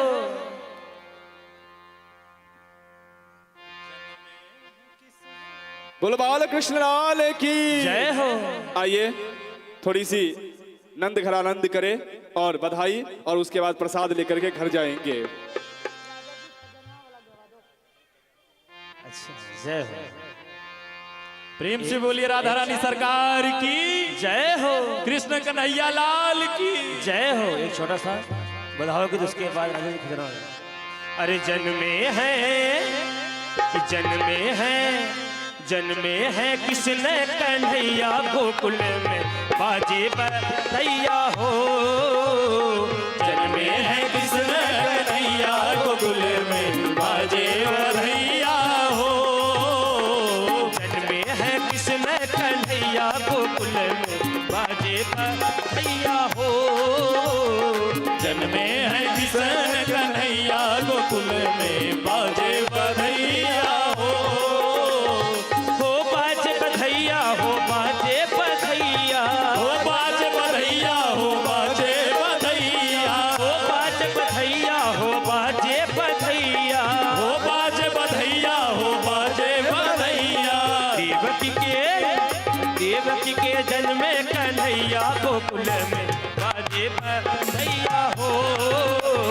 देवकी के जन्मे ललनवा गोकुल में बाजे बधैया हो। देवकी के जन्मे कन्हैया गोकुल में बाजे बधैया हो। देवकी के जन्मे ललनवा गोकुल में बाजे बधैया हो।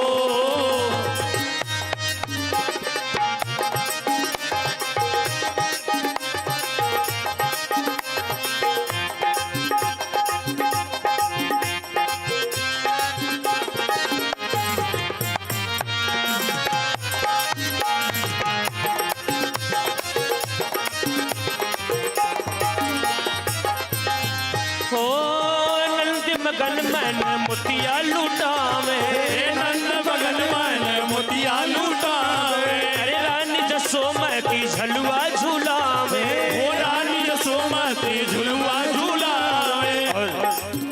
सभी भक्तों से निवेदन है कि प्रभु जी का जन्मोत्सव है।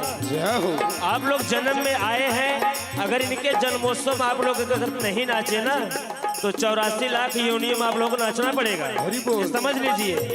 अरे नहीं नाचा कब तुम खड़े हो जाइए इनके जन्म में।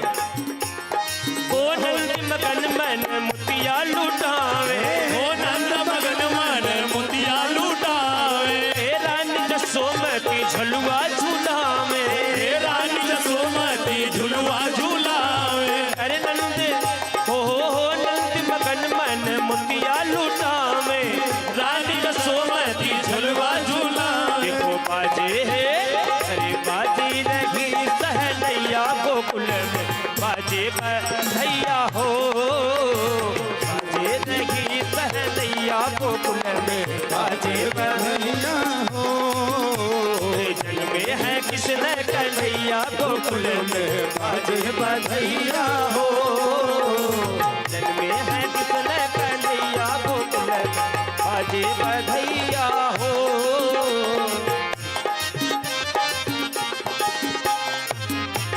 ये जन्मे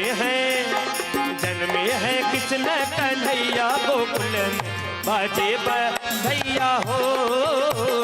जन्मे है किसने कन्हैया गोकुल में बाजे बधैया हो। तो भाई एक छोटा सा बधाव और हो जाए, उसके बाद आरती। आरती। ओ भाई जी के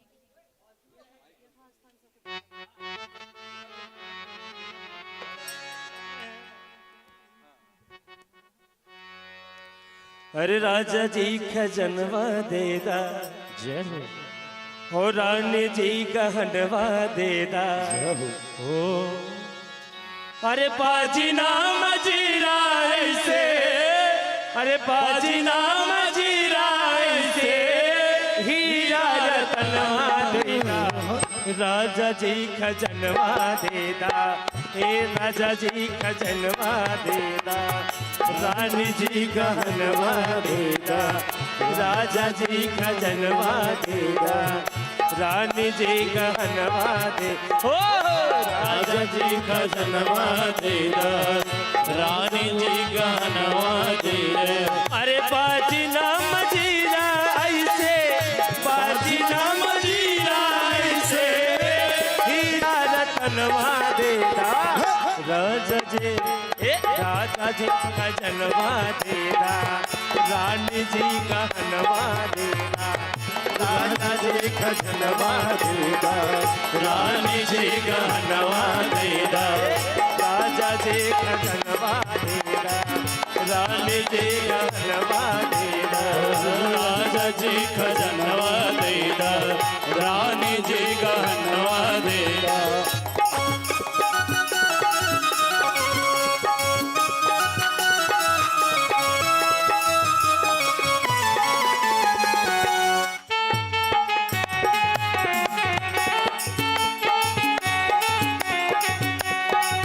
और क्या कहते हैं, हो हल्का हंसुल काड़ा छाड़ा, हल्का हंसुल काड़ा छाया,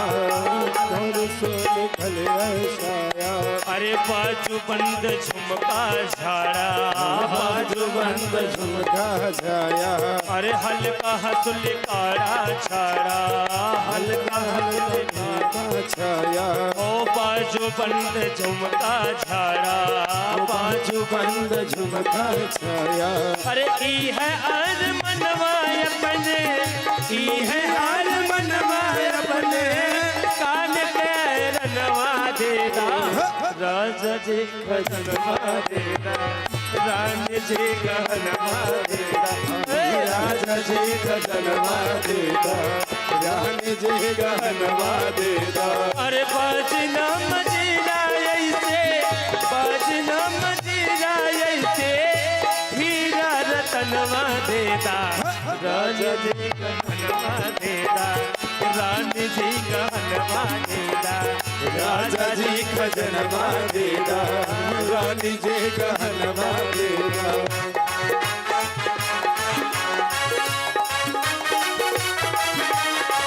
बालकृष्ण भगवान की, कृष्ण जन्म की बधाई हो।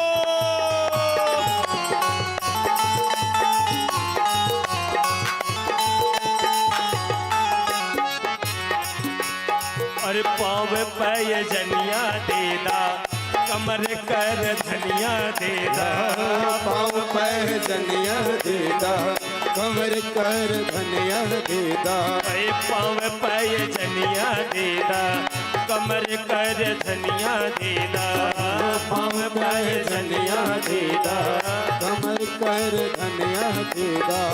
ई है बाप चरवा अपना, ई है बाप चरवा अपना, करके कगनवा देदा, राजा जी गहनवा देदा, रानी जी गहनवा देदा, राजा जी खजनवा देदा, रानी जी गहनवा देदा, राजा जी खजनवा देदा, रानी जी गहनवा देदा। अरे बाजी ना मजीरा ऐसे, बाजी ना मजीरा ऐसे, ओ हीरा रतनवा देदा, राजा जी गहनवा देदा, रानी जी गहनवा देदा, राजा जी खजनवा देदा, रानी जी गहनवा देदा।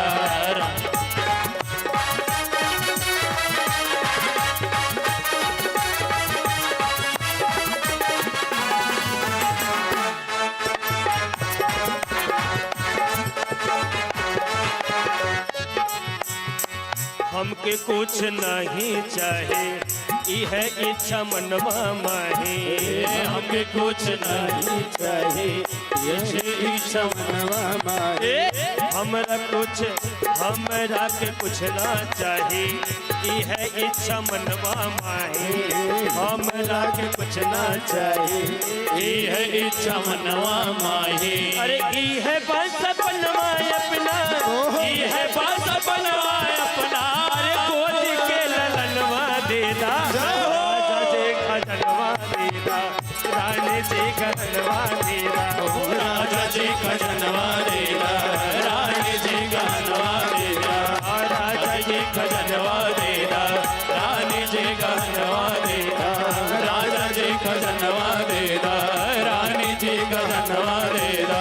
अरे बाजी ना मजीरा ऐसे,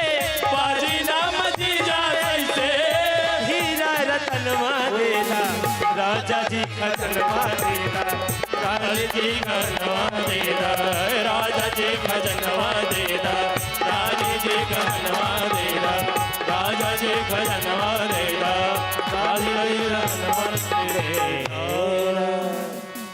बोलिए बांके बिहारी लाल की जय बाल कृष्ण भगवान की जय हो, कृष्ण जन्म की, बधाई हो, कृष्ण जन्म की, बधाई हो, लल्ला जन्म की, बधाई हो, बधाई हो, बधाई हो। आइए अब हम सब आरती की तरफ चले। हमारे जितने भी अतिथिगण आए हैं उन अतिथिगणों से आग्रह है कि आप स्टेज पर आए और बालकृष्ण जी की आरती करें। मयूर सर और उनके पापा, उनके मिसेस सब स्टेज पे पधारे और आरती करें अपने हाथों से। आइए अब हम सब अपने अपने स्थान पर खड़े हो जाए। कल का अपने घर से प्रसाद बना करके लाना न भूले, कल जरूर प्रसाद बना करके घर से लाए। हम यहाँ पे 56 नहीं 108 से ज़्यादा भोग हम ठाकुर जी को लगाएंगे, क्योंकि ठाकुर जी को घर घर के खाने की बहुत पसंद है। आइए हम सब आरती करें, अपने अपने जगह से खड़े हो जाए। आइए बालकृष्ण जी की आरती करें। ओम कृष्णाय वासुदेवाय देवकी नंदनाय च नंद गोप कुमाराय गोविंदाय नमो नमः। बालकृष्ण लाल की जय हो आरती बाल कृष्ण की जय, आरती बाल कृष्ण की जय। ओ अपनो जन्म सफल कर लीजिए, अपनो जन्म सुफल कर लीजिए। ओ श्री यशोदा जी को परम दुलारो, ओ श्री यशोदा जी को परम दुलारो। ये बाबा के अखियन के तारो, बाबा के अखियन के तारो। ओ गोपियन के तू प्राण से प्यारो, ओ गोपियन के जो प्राण से प्यारो। इन पर प्राण छावर की जय, इन पर प्राण निछावर की जय। आरती बाल कृष्ण की जय, आरती बाल कृष्ण की जय।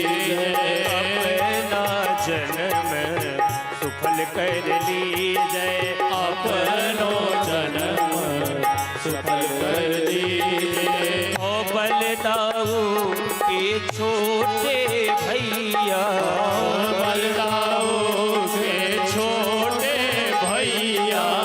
एक कनुआ कही के बुलावे मैया, कनुआ कही के बुलावे मैया। ये पर मैं मुदिती मन लेत चुरैया, परम मुदित मन लेत चुरैया। अपना सर बस इनको दीजिए, बस बल को दीजिए। आरती बाल कृष्ण की जय, आरती बाल कृष्ण की जय। ओ श्री राधा कर कृष्ण कन्हैया, श्री राधा कृष्ण कन्हैया। ब्रज जन को नवनीत खिवैया, ब्रज जन को नवनीत खिवैया। ओ देखत ही मन लेत चुरैया, देखत ही मन लेत चुरैया। यह छवि नैनन में भर लीजिए, भर लीजिए। आरती बाल कृष्ण की जय, आरती बाल कृष्ण की जय। तू तल बोलन मधुर सुहावे, तो कर बोल मधुर सुहावे। सखन संग खेलत सुख पावे, सकल संग खेलत शुभ कार्य।